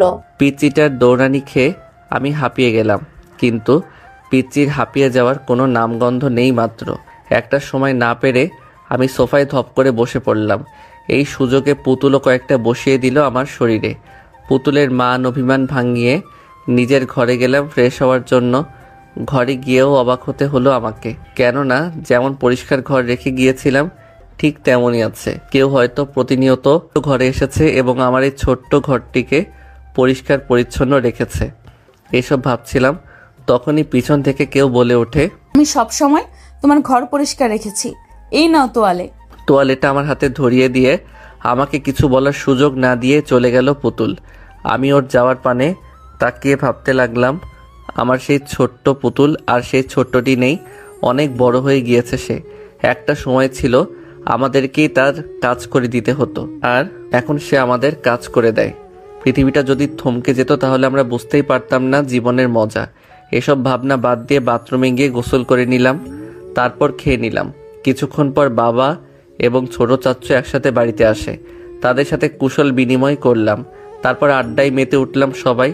হঠাৎ পুতুলের কথা মনে পড়ায় মাকে জিজ্ঞেস করলাম, মা পুতুলকে দেখছি না, পুতুল কোথায়? মা রান্নাঘরের দিকে ইশারা করে বলল, পুতুল রান্নাঘরে রান্না করে। আমি মায়ের কথা শুনে এবার আরো বেশি অবাক হয়ে গেলাম। কি আশ্চর্য, বাড়িতে আসার পর সবাই শুধু আমাকে অবাকই করে দিচ্ছে। পুতুল রাঁধতে পারে? কেন পারবে না? রান্না বান্না মেয়েদের জীবনের অনেক বড় এমন ভূমিকা পালন করে। পুতুল তোকে রেঁধে খাওয়াবে বলে অনেক কষ্টে রান্না করা শিখেছে, বিশ্বাস না হলে গিয়ে দেখ। যাক মা, আমার পথটা সোজা করে দিল পুতুলের কাছে যাওয়ার কথা বলে। না হলে হুট করে কিসের বাহানা দেখিয়ে পুতুলের কাছে যেতাম। তাই আর বিলম্ব না করে রান্নাঘরের দিকে অগ্রসর হলাম। গিয়ে আমি এক অপরূপাকে দেখতে পেলাম। ওড়না কাঁধে ঝুলিয়ে কোমরে বেঁধেছে পুতুল। পুতুলের মুখে একটু আটা লেগে আছে, দারুণ লাগছে দেখতে। পুতুল অতীতের তুলনায় বর্তমানে আরো বেশি সুন্দর হয়েছে। লম্বা কালো চুল, হরিণীর মতো টানা টানা চোখ, নাকটা হালকা উঁচু, চোখ দুটো বড় বড়, চুলগুলো হাঁটুর নিচে। পুতুলের চুল ছোটবেলা থেকেই বড়। আমার সামনে এ যেন এক মায়াবতী নারী দাঁড়িয়ে আছে। আমি পুতুলের ওই অপরূপ সৌন্দর্যের ভিতরে নিজেকে হারিয়ে ফেললাম। দরজায় হেলান দিয়ে মন ভরে পুতুলকে দেখতে ব্যস্ত হয়ে পড়লাম আমি। এদিকে কারো উপস্থিতি টের পেয়ে পুতুল দরজার দিকে তাকায়। আমাকে এভাবে দেখে কিছুটা নড়ে চড়ে উঠল। হয়তো আমাকে এভাবে আশা করেনি সে। এদিকে পুতুলকে দেখতেই বিভোর আমি। পুরো দুনিয়া যেন এই মুহূর্তে থমকে গিয়েছে। পুতুলের মনে শয়তানি বুদ্ধি জেঁকে বসে। গরম খুঁদি নিয়ে টিপি টিপি পায়ে আমার সামনে এসে দাঁড়ায়, তবু কোনো হেলদল নেই আমার। পুতুল গরম খুন্তিটা আমার হাতে ছোঁয়ালো, সঙ্গে সঙ্গে চিৎকার বেরোলো, কিন্তু চিৎকারটা বাইরে যেতে দিল না পুতুল। তার আগেই তার ওই নমনীয় কোমল হাত দিয়ে আমার মুখটা চেপে ধরে। পুতুল একদম আমার শরীরের সাথে লেপ্টে গেছে। আমি পুতুলের তুলনায় একটু লম্বা হওয়ায় আমার মুখ চেপে ধরায় আমার একদম কাছে আসতে হয়েছে তাকে। আমি পুতুলের চোখের দিকে তাকিয়ে একদম বরফ হয়ে যাই। কি আছে এই চোখে যার মায়ায় বারবার হারিয়ে ফেলছি নিজেকে। আমার গরম নিঃশ্বাস পুতুলের হাতে আছড়ে পড়ছে। এতে পুতুল শিউরে ওঠে, মনে হচ্ছে শরীরটা এলিয়ে দিল। পুতুল কেউ দেখে ফেলবে। পুতুল আমার মুখ থুবড়ে হাতটা সরিয়ে নেয়। দেখুক, তাতে আমার কি? আমি পুতুলের এমন মোহময় কথা শুনে বেকুব হয়ে গেলাম। কেউ দেখে ফেললে সমস্যা হবে। তুমি আমাকে চুপি চুপি দেখছিলে, তাতে কোনো সমস্যা নেই, আর আমি একটু এসেছি তাতেই যত সমস্যা। এই বলে পুতুল আবার নিজের জায়গায় গিয়ে রান্না করতে থাকে। আমি ওর কাছে গিয়ে ভাবতে লাগলাম পুতুল সত্যি আর ছোট নেই। ও বুঝতে পেরেছে কাছে আসার গুরুত্বটা। হঠাৎ খেয়াল করলাম পুতুলের হাতে কিসের যেন একটা দাগ। আমি পুতুলের হাতটা চেপে ধরে জিজ্ঞেস করলাম, পুতুল তোর হাতে কি হয়েছে? পুতুল তার হাতটা ছাড়িয়ে নেওয়ার ব্যর্থ চেষ্টা করে বলল, তেমন কিছু না, এমনিতেই। এমনিতেই যে দাগ পড়ে না পুতুল, সত্যি করে বলো। পুতুল পিট করে তাকিয়ে আমতা আমতা করে বলল, তোমার জন্য রান্না শিখতে গিয়ে তেল হাতে পড়ে একটু পুড়েছিল। পুতুলের কথাটা যেন সোজা আমার বুকে গিয়ে বিঁধল। সেই ছোট্ট পুতুল আমার জন্য এতটা কষ্ট করেছে। আমি কিছু না বলে শুধু মায়াবী দৃষ্টিতে তাকিয়ে রইলাম পুতুলের দিকে। রাতে ডিনার শেষ করে পুতুলের রান্নার অনেক প্রশংসা করলাম। এতে পুতুল অনেকটাই খুশি হয়েছে। বউ বা প্রিয় মানুষগুলো যখন আপনার জন্য কষ্ট করে রান্না করে, তখন একটু বানিয়ে হলেও তার রান্নার প্রশংসা করুন। এতে সে অনেকটাই অনুপ্রেরণা পায় এবং আনন্দিত হয়। প্রিয় মানুষগুলো কিন্তু সামান্য একটু প্রশংসা পাওয়ার জন্যই রান্না করে। সকালে ঘুমিয়েছিলাম, হঠাৎ পেটে ভারী কিছু অনুভব করলাম। ঠোঁটেও কোনো কিছুর স্পর্শ পাচ্ছি। চোখ দুটো খুলে দেখি পুতুল আমার পেটে বসে আমার ঠোঁটে লিপস্টিক মাখিয়ে দিচ্ছে। আমি নড়তে গেলেই পুতুল বলে, খবরদার নড়াচড়া করবে না, তাহলে কিন্তু খুব খারাপ হয়ে যাবে বলে দিলাম। আমিও চুপচাপ ওর পাগলামিগুলো দেখতে লাগলাম। পাগলিটা পারেও বটে, দুষ্টুমিটা জেনে ও রক্তে মাখা। প্রথমে আমার ঠোঁটে লিপস্টিক মাখিয়ে দিল, তারপর পুরো মুখে মেকআপ করে দিল, তারপর আমার মুখের সামনে ছোট একটা আয়না ধরলো। জঙ্গলি ভূত বানিয়ে দিয়েছে একেবারে। তারপর নিজেই দাঁতের এক অদ্ভুত ঘর্ষণ দিয়ে বলল, আমাকে পেতনি বলো তাই না? এবার দেখো কেমন লাগে। আমি পুতুলের কথা শুনে মনে মনে হেসে দেই। পেতনিকে পেতনি বলবো না তো কি পরি বলবো? আমার কথা শুনে মনে হয় পুতুলের খারাপ লাগলো, তাই মুখটা কালো করে আমার উপর থেকে নামতে লাগলো। আমি ওর হাত দুটো ধরে আমার দিকে ঘুরিয়ে নিলাম। পালিয়ে যাচ্ছিস কোথায় পিচ্চিটা? পাহাড় সমান অভিমান মুখে জড়ো করে বলল, থাকতে হবে না কোনো পেতনির সাথে, আমি বুঝে গেছি। কি বুঝে গেছিস? শহরে গিয়ে নিশ্চয়ই কোনো শাকচুন্নির খপ্পরে পড়েছ, তাই আমাকে তোমার পেতনি মনে হয়। আমি পুতুলের গাল দুটো টিপে দিয়ে বললাম, তুই পেতনি না, একটি পরীর থেকেও বেশি সুন্দর তুই। তুই মজাও বুঝিস না নাকি? আমার মনের ভাষা বুঝিস না? আমার কমপ্লিমেন্ট শুনে পুতুল মনে হয় একটু লজ্জা পেল। আমি কি তোমার বউ নাকি যে তোমার মনের ভাষা বুঝবো? আমি পুতুলের কথা শুনে হেসে দিলাম। এখন কি আমার পেটের উপর থেকে নামবি নাকি এভাবে পুরো দিন বসে থাকবি? এবার পুতুল আমার পেট থেকে নামলো। আমি ব্রাশে টুথপেস্ট নিয়ে দাঁত মাজতে মাজতে পুতুলের দিকে তাকিয়ে দেখি ঠোঁটে হাত দিয়ে গভীর মগ্ন হয়ে কি যেন ভাবছে। আমি ওর মাথায় একটা চাটি মেরে বলি, কিরে এভাবে কি ভাবছিস? পুতুল কপট রেগে বলল, তুমি আমাকে মারলে কেন? মেরেছি, বেশ করেছি।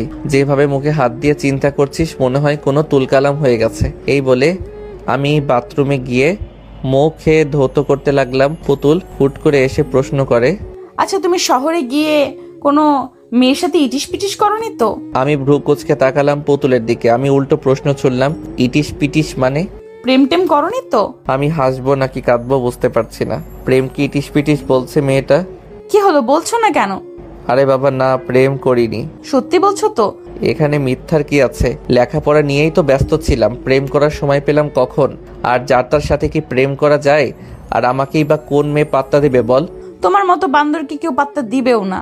এই বলে পুতুল ভেঙচি কেটে দৌড়ে পালিয়ে গেল। ছোটবেলাতে যেমন ইচড়ে পাকা ছিল এখনো তেমনটি আছে, তবে ওর এই পাগলামিগুলোই আমাদের সুখের সন্ধান মিলিয়ে দেয়। আজ আবারও বাড়ি ছাড়তে হচ্ছে চাকরির সুবাদে। পরিবার স্বজন পুতুলকে ছেড়ে আবারও অজানা ঠিকানায় পাড়ি জমালাম আমি। বেশ ভালোই কাটছিল দিনগুলো। দেখতে দেখতে সপ্তাহ, মাস, বছর কেটে গেল। একদিন অফিসে বসে কাজ করছিলাম, হঠাৎ মুঠো ফোনটি বেজে ওঠে। হাতে নিয়ে দেখি বাবার নাম্বার। বেশ খুশি মনেই রিসিভ করে কানে ধরলাম। হ্যাঁ বাবা, কেমন আছো? আর বাড়ির সবাই কেমন আছে? আমরা সবাই ভালো আছি।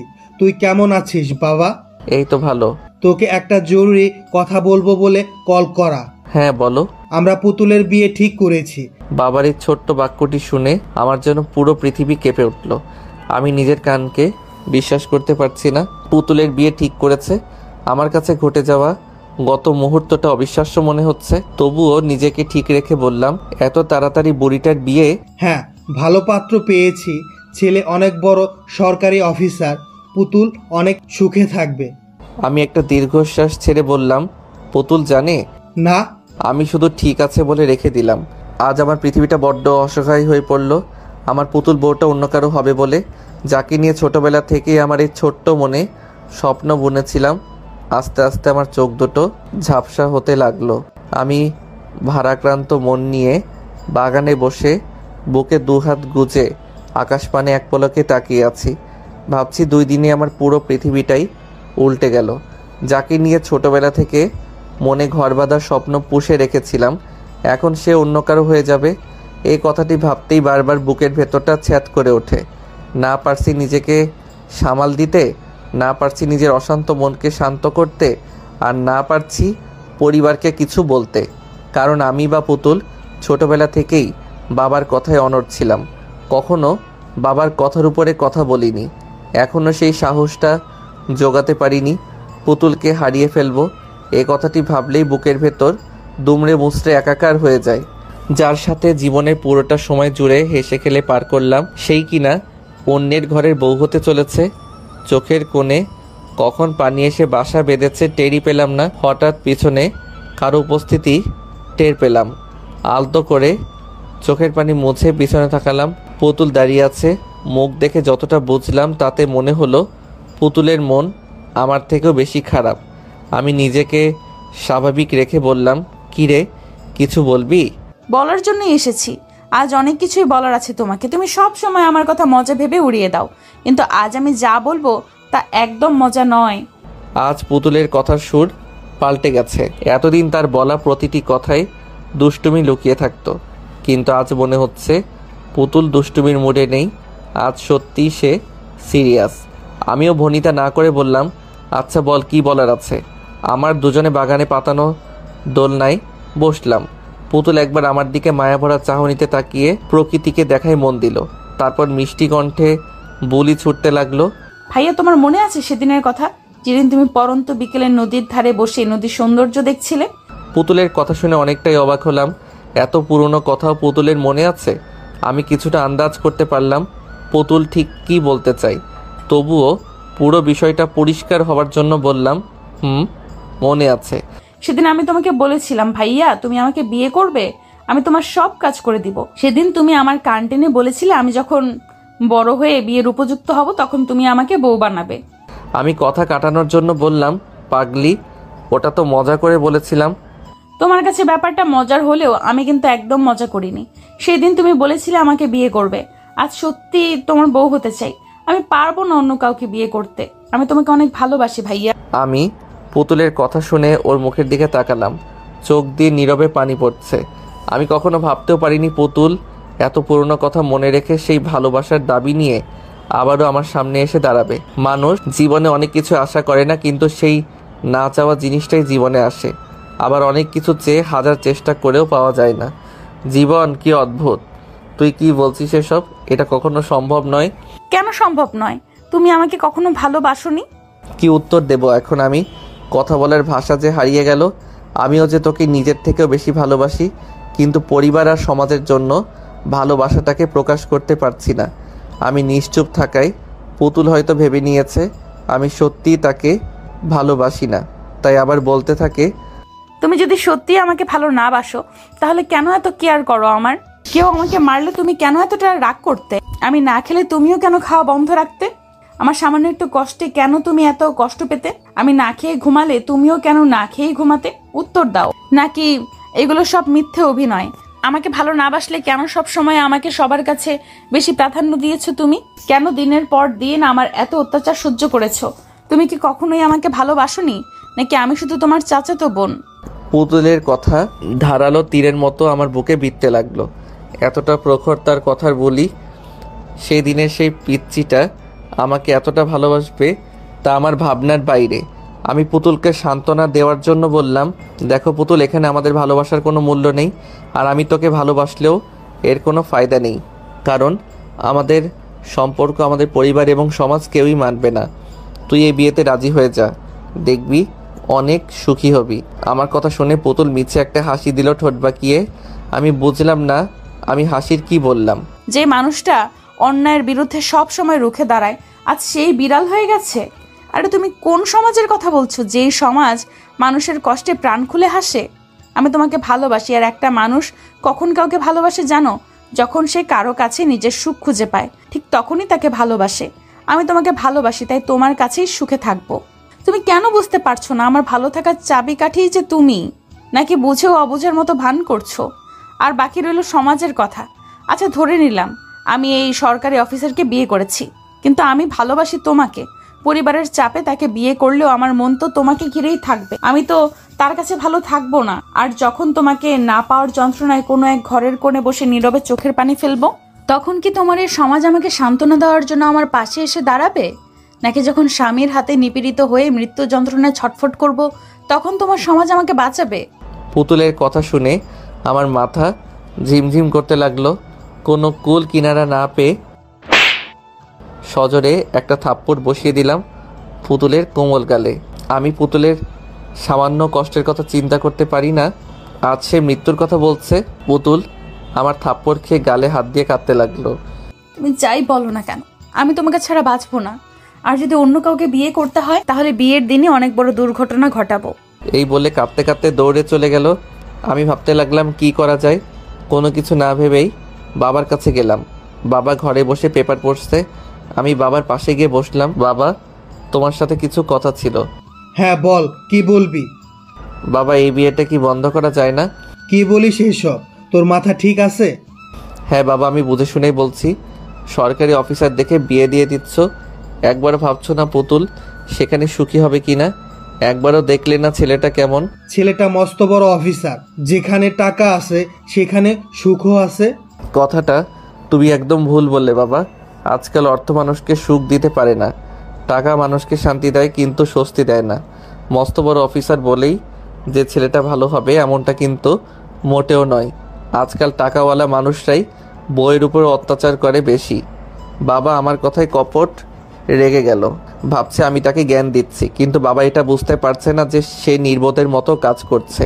তুই আমাকে মানুষ শেখাতে আসিস না। কোনটা ভালো আর কোনটা মন্দ তা আমি বুঝি। আমি তোর সাথে এই বিষয়ে আর কোনো কথা বলতে চাই না। আমি হতাশ হয়ে স্থান ত্যাগ করলাম। আর কী বা করতে পারি?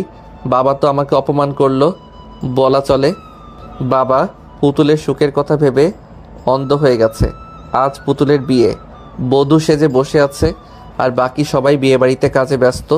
কত মানুষের আনাগোনা, সবার মনে শান্তি আছে, কিন্তু দুটো মানুষের মনে শান্তির ছিটেফোঁটা নেই পর্যন্ত। আমার মনে যে কতটা ঝড় বয়ে যাচ্ছে সেটা আমার মন প্রাণ জানে। লাল বেনারসিতে সৌন্দর্যটা দ্বিগুণ হয়েছে, একদম পুতুলের মতো লাগছে দেখতে। আমি দূর থেকে এক পলকে তাকিয়ে আছি তার দিকে। কাজী বিয়ে পড়ানো শুরু করলো। প্রথমে ছেলেটি কবুল বলল, এবার পুতুলের পালা। এদিকে আমার মনে তোলপাড় শুরু হয়ে গেছে। কোনোভাবেই মনকে শান্ত করতে পারছি না। তবে কি আমি চিরতরে হারিয়ে ফেললাম আমার পুতুল বউটাকে, যার সাথে কেটেছে আমার শৈশব, যার কষ্টে আমি কষ্ট পাই? এখন আর কেউ আমাকে মারার জন্য আমার পিছু ছুটবে না, আর না কেউ মিষ্টি কণ্ঠে বলবে, ভাইয়া আমি তোমার বউ হতে চাই। কাজী যখনই পুতুলকে কবুল বলতে বলল, ঠিক তখনই পুতুল বিয়ের মঞ্চে লুটিয়ে পড়ে। এটা দেখে আমি বরফে পরিণত হই, কারণ পুতুল সেদিন আমাকে বলেছিল আমাকে না পেলেও ও কোনো দুর্ঘটনা ঘটাবে। পুতুল আত্মহত্যা। আমি ধপ করে বসে পড়লাম। পুতুল এটা কি করলো? সবাই পুতুলের অজ্ঞান হওয়া দেখে পাগল পাড়া। ছোট মা চিৎকার দিয়ে পুতুলের কাছে যায়। ইতিমধ্যেই পুতুলের মুখ দিয়ে ফেনা বের হতে শুরু করলো। এটা দেখে আমি যেন নিষ্প্রাণ হয়ে গেলাম। এই বুঝি আমার প্রাণ পাখিটা উড়ে গেল। বুকের ভেতর চিনচিন করে ব্যথা হতে লাগলো। তবে কি অচিরেই সব শেষ হয়ে গেল, নাকি অসমাপ্ত রয়ে গেল আমার ভালোবাসা? বিয়ে বাড়িতে কোণে বিষ খেয়েছে, ব্যাপারটা যেন অবিশ্বাস্য। বাবা মা, ছোটো মা এবং চাচ্চু পাগলের মতো কাঁদতে শুরু করলো। এখন আমি নিজেকে সামলাবো নাকি বাকি সবাইকে? আর বরপক্ষ দাঁড়িয়ে দাঁড়িয়ে তামাশা দেখছে শুধু। আমি গুটি গুটি পায়ে পুতুলের পাশে গিয়ে দাঁড়ালাম।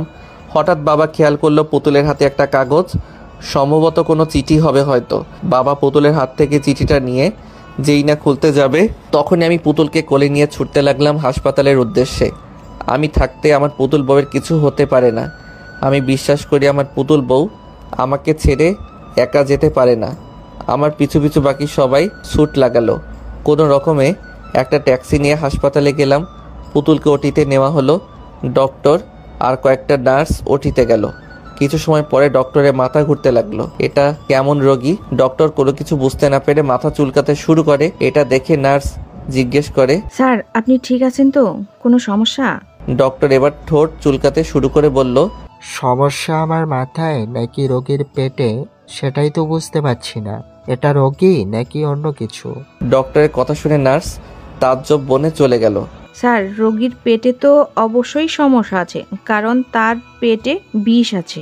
নার্সের কথা শুনে ডক্টর তার চোখের চশমাটা নাকের ডগায় নামিয়ে ভ্রু কুঁচকে বাঁকা চোখে নার্সের দিকে তাকিয়ে বলল, আরে কোথায় বিষ? কিসের বিষ? কেমন বিষ? ডক্টরের এমন প্রলাপ বাক্য শুনে নার্সের জ্ঞান হারাবার মতো অবস্থা। এটা লেখাপড়া করা ডক্টর নাকি হাতুড়ি থেরাপি দেওয়া ডক্টর?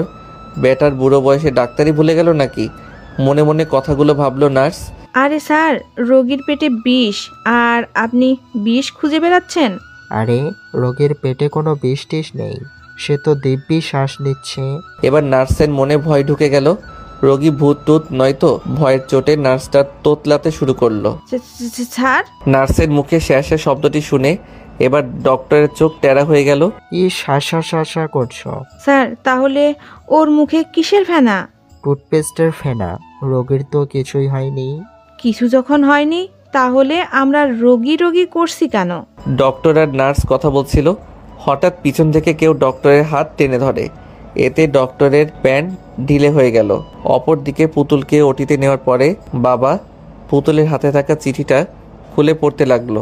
পড়ার পরে ধপ করে বসে পড়ে চেয়ারে। এটা দেখে বাকি সবাই উত্তেজিত হয়ে বাবাকে সামলায়। চাচ্চু বাবাকে জিজ্ঞেস করে, কি লেখা আছে ওতে ভাইয়া? বাবা চিঠিটা চাচ্চুর হাতে দেয়। সেটা জোরে জোরে পড়তে শুরু করলো। প্রিয় বাবা এবং বড় বাবা, তোমরা আমাকে অনেক ভালোবাসো তা আমি জানি, এবং তোমরা সুখের কথা ভেবেই এই বিয়েটা দিচ্ছ। কিন্তু আমি এই বিয়েতে সুখী হতে পারবো না, কারণ আমি ছোটবেলা থেকেই একজনকে মনে প্রাণে ভালোবেসে এসেছি। সে আর কেউ নয়, মুগ্ধ ভাইয়া। ছোটবেলা থেকে স্বপ্ন ছিল ভাইয়ার বউ হবার। ভেবেছিলাম কখনো তোমাদের ছেড়ে অন্য কোথাও যাব না, চিরকাল আমরা একসাথেই থাকবো। আমি যখন ছোট ছিলাম তখন তোমরা আমাকে ভাইয়ার বউ বলতে, আর তখন আমার অনেক লজ্জা হতো, অপরদিকে খুশিও হতাম খুব। একদিন তোমরাই বলেছিলে আমাকে ভাইয়ার বউ করবে, কিন্তু তোমরা তোমাদের কথা ভুলে গেছো, এবং ভাইয়াও কথা দিয়েছিল আমাকে তার বউ করবে, সেও তার দেওয়া কথা ভুলে গিয়েছে। তোমরা কেউ আমাকে বোঝোনি। আমি ভাইয়াকে অনেক ভালোবাসি, আর ভাইয়াও আমাকে অনেক ভালোবাসে। তোমরা আমাদের সম্পর্ক নাকি মানবে না, তাই তোমাদের সবাইকে ছেড়ে চলে যাচ্ছি একা। আমি পারবো না ভাইয়াকে ছাড়া বাঁচতে, তাই পাড়ি জমালাম না ফেরার দেশে। ইতি তোমাদের আদরের দুষ্টু পুতুল। চিঠিটা শুনে আমার মাথা ভনভন করতে শুরু করলো। আমি কখন তাকে বললাম যে আমিও ভালোবাসি? মেয়েটা মরবে তবুও কাউকে শান্তি দেবে না। চিঠিটা শুনে সবাই আমার দিকে কেমন যেন অদ্ভুত দৃষ্টিতে তাকালো। নিজেকে এলিয়েন মনে হচ্ছে। বাবা আমার সামনে এসে জিজ্ঞেস করলো, তোরা একে অপরকে ভালোবাসিস? আমাকে আমার পুরো কথা শেষ করতে না দিয়েই বাবা আবার বলে, তোরা একে অপরকে ভালোবাসিস সেটা আমাদের বলিসনি কেন? আমি কিছু বলতে যাব তখনই ওটি থেকে ডক্টর এবং নার্স বেরিয়ে আসে। সবাই ডক্টরের কাছে ছুটে যায়। বাবা ডক্টরকে প্রশ্ন করে, ডক্টর আমাদের মেয়েটার কি অবস্থা? ও ভালো আছে তো? ডক্টর নাগের ডগা চুলকাতে শুরু করে।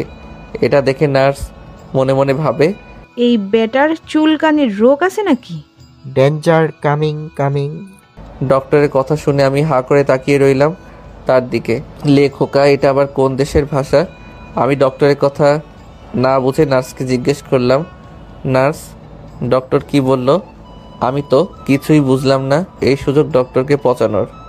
নার্স 2 হাত মুঠো করে বললেন, আসলে উনি এলিয়েন গ্রুপের ডক্টর, নেপচুন থেকে ডাক্তারি শিখেছেন, তো তাই তার ভাষা কেউ বুঝে না। এই কথা শুনে ডক্টরের কান দিয়ে ধোঁয়া বেরোচ্ছে। খ্যাপা সারের মতো ফুঁসতে ফুঁসতে স্থান ত্যাগ করলো। এদিকে আমার ফিট হওয়ার মতো অবস্থা, কখন না জানি ঠুস করে জ্ঞানটা চাঁদের দেশে চলে যায়। এটা হসপিটাল নাকি পাগলা গারদ? চাচ্চু আবার নার্সকে জিজ্ঞেস করে, আমার মেয়ে ঠিক আছে তো?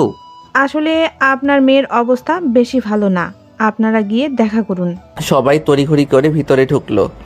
ভিতরে গিয়ে দেখে পুতুলের করুণ অবস্থা, জোরে জোরে শ্বাস নিচ্ছে। ছোট মা গিয়ে পুতুলকে বুকে জড়িয়ে নিয়ে পাগলের মতো কাঁদতে থাকে। তুই এটা কেন করলি মা? একবার কি আমাদের বলতে পারলি না তোর ভালোবাসার কথা? আমরা তোদের কখনো আলাদা করতাম বল? তোরাই তো আমাদের ভালো থাকার চাবিকাঠি, তাহলে কেন করলি এমন কাজ? সবার চোখ দিয়ে অজর ধারায় পানি পড়ছে। বাবা পুতুলের মাথার পাশে বসে পুতুলের মাথায় হাত বোলাতে বোলাতে বলল, মারে, তুই কেন এত বড় একটা সিদ্ধান্ত নিয়েছিস? শুধু একবার মুখ ফুটে আমার মনের কথাগুলো আমাকে বললে কি আজ এই দিনটা আসতো? তুই তো আমাকে অনেক ভালোবাসিস, তবু আমায় বলতে পারলি না। এবার পুতুল অনেক কষ্টে ভাঙা কণ্ঠে জোরে এনে বলল, বড় বাবা, তোমাকে বললে কি ভাইয়ের সাথে আমাকে বিয়ে দিতে? পুতুলের এমন ভাঙা কণ্ঠের কথা শুনে সবাই ঢুকরে কেঁদে ওঠে। বাবা চোখের পানি মুছে বলল, হ্যাঁ দিতাম। এই কথাটি শুনে পুতুল এক লাফে উঠে বসে বলল, তাহলে এখন বিয়ে দাও ভাইয়ার সাথে। পুতুলের কাণ্ড দেখে এক একজনের চোখ ফুটবলের আকার ধারণ করলো। তো ইতিমধ্যে বুকে হাত দিয়ে ফ্লোরে লুটিয়ে আমি গিয়ে বরের বুকে কান পেতে শুনতে লাগলাম হার্টবিট চলছে নাকি পগার পার, কিন্তু না, এই তো দেখি গান বাজানোর বক্সের মতো শব্দ করছে তার হার্টবিট। আমি কানে কম শুনতে লাগলাম। কে যেন বরের মুখে পানি ঢেলে জ্ঞান ফেরালো। ও ফ্লোর থেকে উঠে বলল, আমি আর এই বিয়ে করবো না। এই মেয়ে এত ডেঞ্জারাস, একে বিয়ে করলে 2 দিনের মাথায় আমার সুস্থ হার্ট অ্যাটাক করে কাতার চলে যাব। আমি নাই। এ বলে ছেলে হাওয়া হয়ে গেল। যা সালা, বর কোথায় ভ্যানিশ হয়ে গেল। যাক, আপদ বিদায় হলো।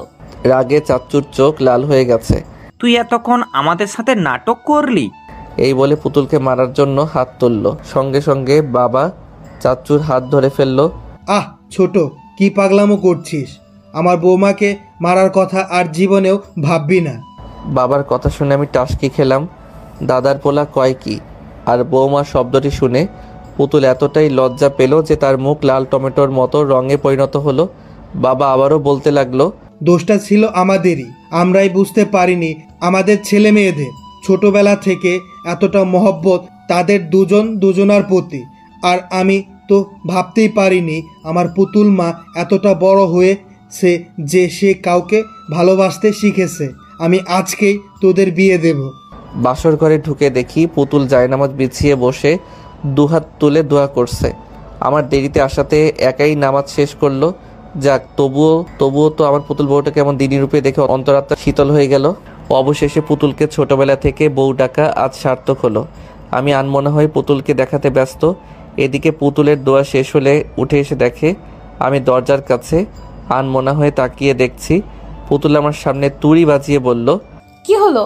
এইভাবে আনমনে কি দেখছো? ভাবুক দৃষ্টিতে তাকিয়ে রইলাম পুতুলের দিকে। মাশাল্লাহ, মুখে সবকিছু ঠিক আছে, কিন্তু কিসের যেন একটা অভাব রয়েই গেছে। আমি পুতুলের কোমর জড়িয়ে ধরে আলতো করে ওর কপালে শব্দ করে ছোট্ট একটা চুম্বন করলাম। পুতুল আমার ভালোবাসার প্রথম পরশ সাদরে গ্রহণ করলো। তারপর পুতুলের 2 চোখের পাতাতেও চুম্বন করলাম। পুতুল নিষ্পলক চোখে তাকিয়ে আছে আমার দিকে। এ যেন হরিণীর একজোড়া চোখ তাকিয়ে আছে আমার মুখপানে।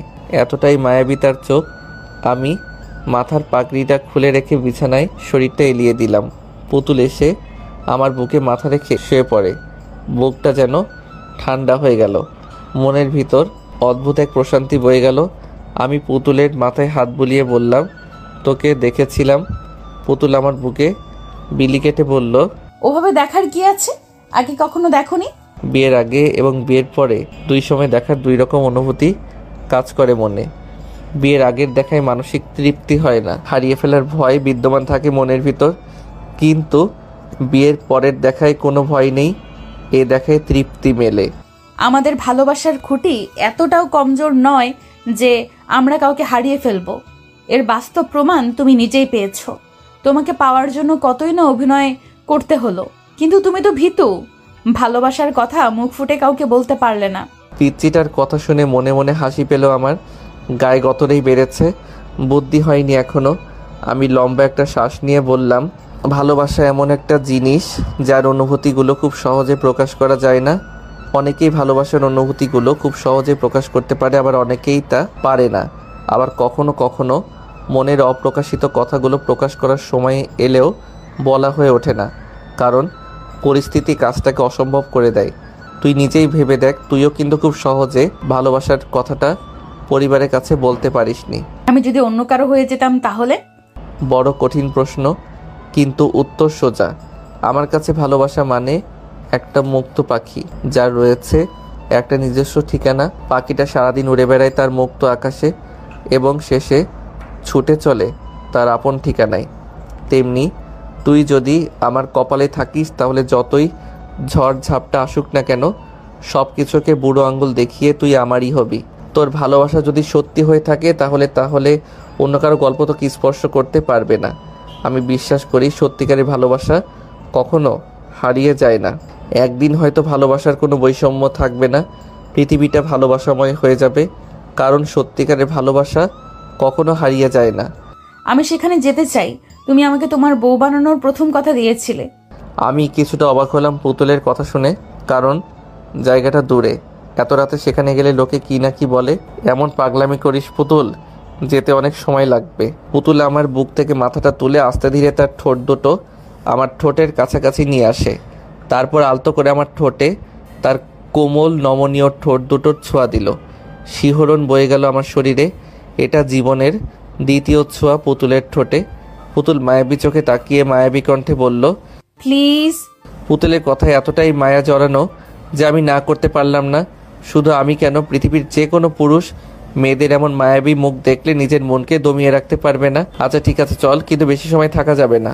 পুতুল অনেকটাই খুশি হয়ে বলল, ঠিক আছে। তারপর পুতুলকে নিয়ে বের হলাম বাড়ি থেকে। সাথে নিয়েছি আমার পুরনো সাথী সাইকেলটাকে। বাড়ির বাইরে এসে পুতুলকে সামনে বসিয়ে ছুটতে লাগলাম সেই ঠিকানায় যেখানে আমি মন খারাপ হলে যেতাম। অবশেষে পৌঁছালাম সেই পুরনো জায়গায়। অনেকদিন আসা হয়নি এখানে, বড় অচেনা লাগছে জায়গাটাকে। নদীর ধারে ঘাসের উপর দুজনে বসলাম। পুতুল আমার কাঁধে হেলান দিয়ে চাঁদ দেখায় মন দেয়। আমি ঘটা করে প্রশ্ন করি, আচ্ছা ডক্টর আর নার্স তো বলল তোর অবস্থা খুব খারাপ, কিন্তু তোর তো কিছুই হয়নি, তাহলে তারা এই কথা বলল? কারণ আমি বলতেছি বলতে। তুই সত্যি একটা ফাজিল মেয়ে। জন্মের পর থেকেই দুষ্টুমি শুরু হয়েছে তোর। আমার কথায় পুতুল কপট রেগে যায়। এই, আমাকে একদম ফাজিল বলবা না। তাহলে কি বলবে? ছোটবেলায় তো কম কাণ্ড করিসনি। মেয়েটা বোধহয় রাগ করলো। জানিস তুই আমাকে কেন ভালোবাসিস? পুতুল আমার প্রশ্ন ভ্রু কুঁচকে তাকালো আমার দিকে। কেন? যেদিন তোর জন্ম হয় সেদিন তোকে কোলে নিয়েছিলাম আদর করার জন্য। তোর কপালে চুমু খেয়ে গালে চুমু খেতে যাব, ঠিক তখনই তুই মুখ ঘুরিয়ে আমার ঠোঁটে চুম্বন করিস। তাহলে ভেবে দেখ তুই কতটা দুষ্টু। আমার কথা শুনে মনে হয় পুতুল লজ্জা পেল। চুমু খেয়েছি, বেশ করেছি, আর চুমু খাবো, বেশ করে চুমু খাবো। জন্মের দিন খেয়েছি, মৃত্যুর দিনেও খাবো। শুধু খাবো আর খাবো, পুরো দুনিয়া খাবো। পুতুলের এমন প্রলাপ বাক্য শুনে আমার চোখ আর চোখের জায়গায় নেই, চোখ কপালে উঠে গেছে। পাগল টাগল হয়ে গেলে নাকি? কি বলছে এসব? তারপর আর কথা না বাড়িয়ে চলে আসি সেখান থেকে। সেই রাতে আরও অনেক পাগলামি সহ্য করতে হয়েছে। আমার পুতুল বইয়ের অনেক বড় হয়ে গিয়েছে সে। সকালে ঘুমিয়েছিলাম, হঠাৎ কারো গরম নিঃশ্বাস আমার মুখের উপর অনুভব করি। নিঃশ্বাসটা অতীব প্রখর, তার মানে একদম আমার মুখের খুব কাছাকাছি। পিটপিট করে চোখের পাতা মেলে দেখি পুতুল আমার মুখের উপর নিয়ে নিজের মুখটাই নেই আমাকে দেখছে। আমি হুট করেই পুতুলকে আমার বুকে জড়িয়ে নিই। এতে ঠাস করে পুতুলের নাকটা আমার থুতনিতে বাড়ি খেলো। পুতুল নাক চেপে ধরে বলল, উফ, গেল রে, আমার নাকটা ফেটে গেল। এভাবে কেউ জড়িয়ে ধরে? তোর নাকটা বড্ড উঁচু, একটু বোচা হওয়া দরকার। তুমি কি এখনো আমাকে তুই করেই বলবে? আপনি বা তুমি শব্দগুলোর থেকে তুই শব্দটিতেই বেশি ভালোবাসা এবং মায়া লুকিয়ে থাকে। তুই নামক সম্পর্কগুলোতে যে কতটা গভীর ভালোবাসা থাকে সেটা তুই ভাবতেও পারবি না। আচ্ছা, তুমি এত সুন্দর করে কথা বলো কিভাবে? চোখের সামনে যদি থাকে মাটির পরি, তাহলে শুধু আমি কেন, যে কোনো ছেলেই সুন্দর করে কথা বলবে। একটা ছেলের মনে লুকিয়ে থাকা ঘুমন্ত কাব্যিক ভাবনাকে জাগ্রত করার জন্য একটা মিষ্টি মেয়ের মায়াবী মুখ এবং লম্বা চুলের এক ফালি চুল যথেষ্ট। থামো থামো থামো, অনেক হয়েছে। তোমার জন্য কফি নিয়ে এসেছি, খেয়ে নাও। পরে ঠান্ডা হয়ে গেলে আমার দোষ নেই। আর কফি?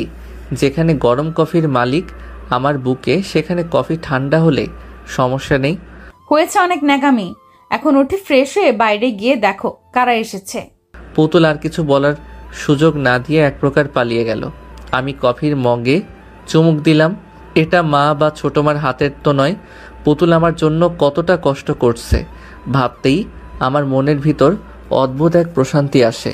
তারপর ফ্রেশ হয়ে বাইরে গেলাম। ড্রয়িং রুমে আমার বন্ধুরা এবং পুতুলেরও কিছু বন্ধু এসেছে। এগুলো সব আমার স্কুল কলেজের বন্ধু। আমি তাদের সামনে যেতেই এক বন্ধু বলল, কি রে, চুপি চুপি বিয়ে করে ফেললি আর আমাদের জানালি না পর্যন্ত? এতটা স্বার্থপর রে তুই? আসলে তেমন কিছু না রে ভাই, পুতুলের বিয়ে হওয়ার কথা ছিল অন্য কারোর সাথে, কিন্তু এরপর সব কিছু বলে দিলাম। আচ্ছা চল বাগানে, আজ সারাদিন আড্ডা হবে। আচ্ছা, কিন্তু নাস্তা তো করে নে তোরা। তোর কি মনে হয় রে আমরা রোজা আছি? আমরা আসার পরেই ভাবি আমাদের পেট পুড়ে খাইয়েছে। বাহ, বউ আমার সুপার ফাস্ট। তারপরে সবাই মিলে বাগানে গেলাম। সবাই গোল হয়ে বসলাম, পুতুলের বান্ধবীদের সঙ্গে আর আমি আমার বন্ধুদের সাথে। আমার এক বন্ধু গান বাজনা করতে অনেক পছন্দ করে, তাই সঙ্গে করে গিটার নিয়ে এসেছে। বেশ কয়েকজন গান গাইল। এবার সবাই আমাকে বলল গান গাইতে। আমি গিটারটা হাতে টুংটাং করে সুর তুলতে লাগলাম।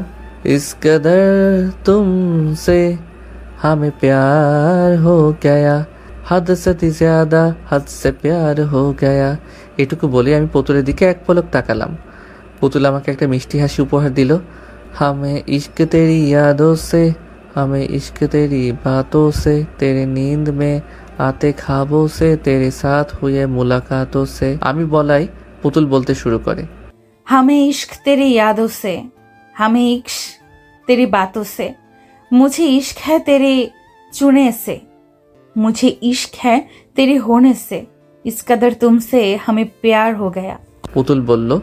গান শেষ হওয়ার পর সবাই করতালি দিচ্ছে। আমি আর পুতুল একে অপরের দিকে নিষ্পলক চোখে তাকিয়ে আছি।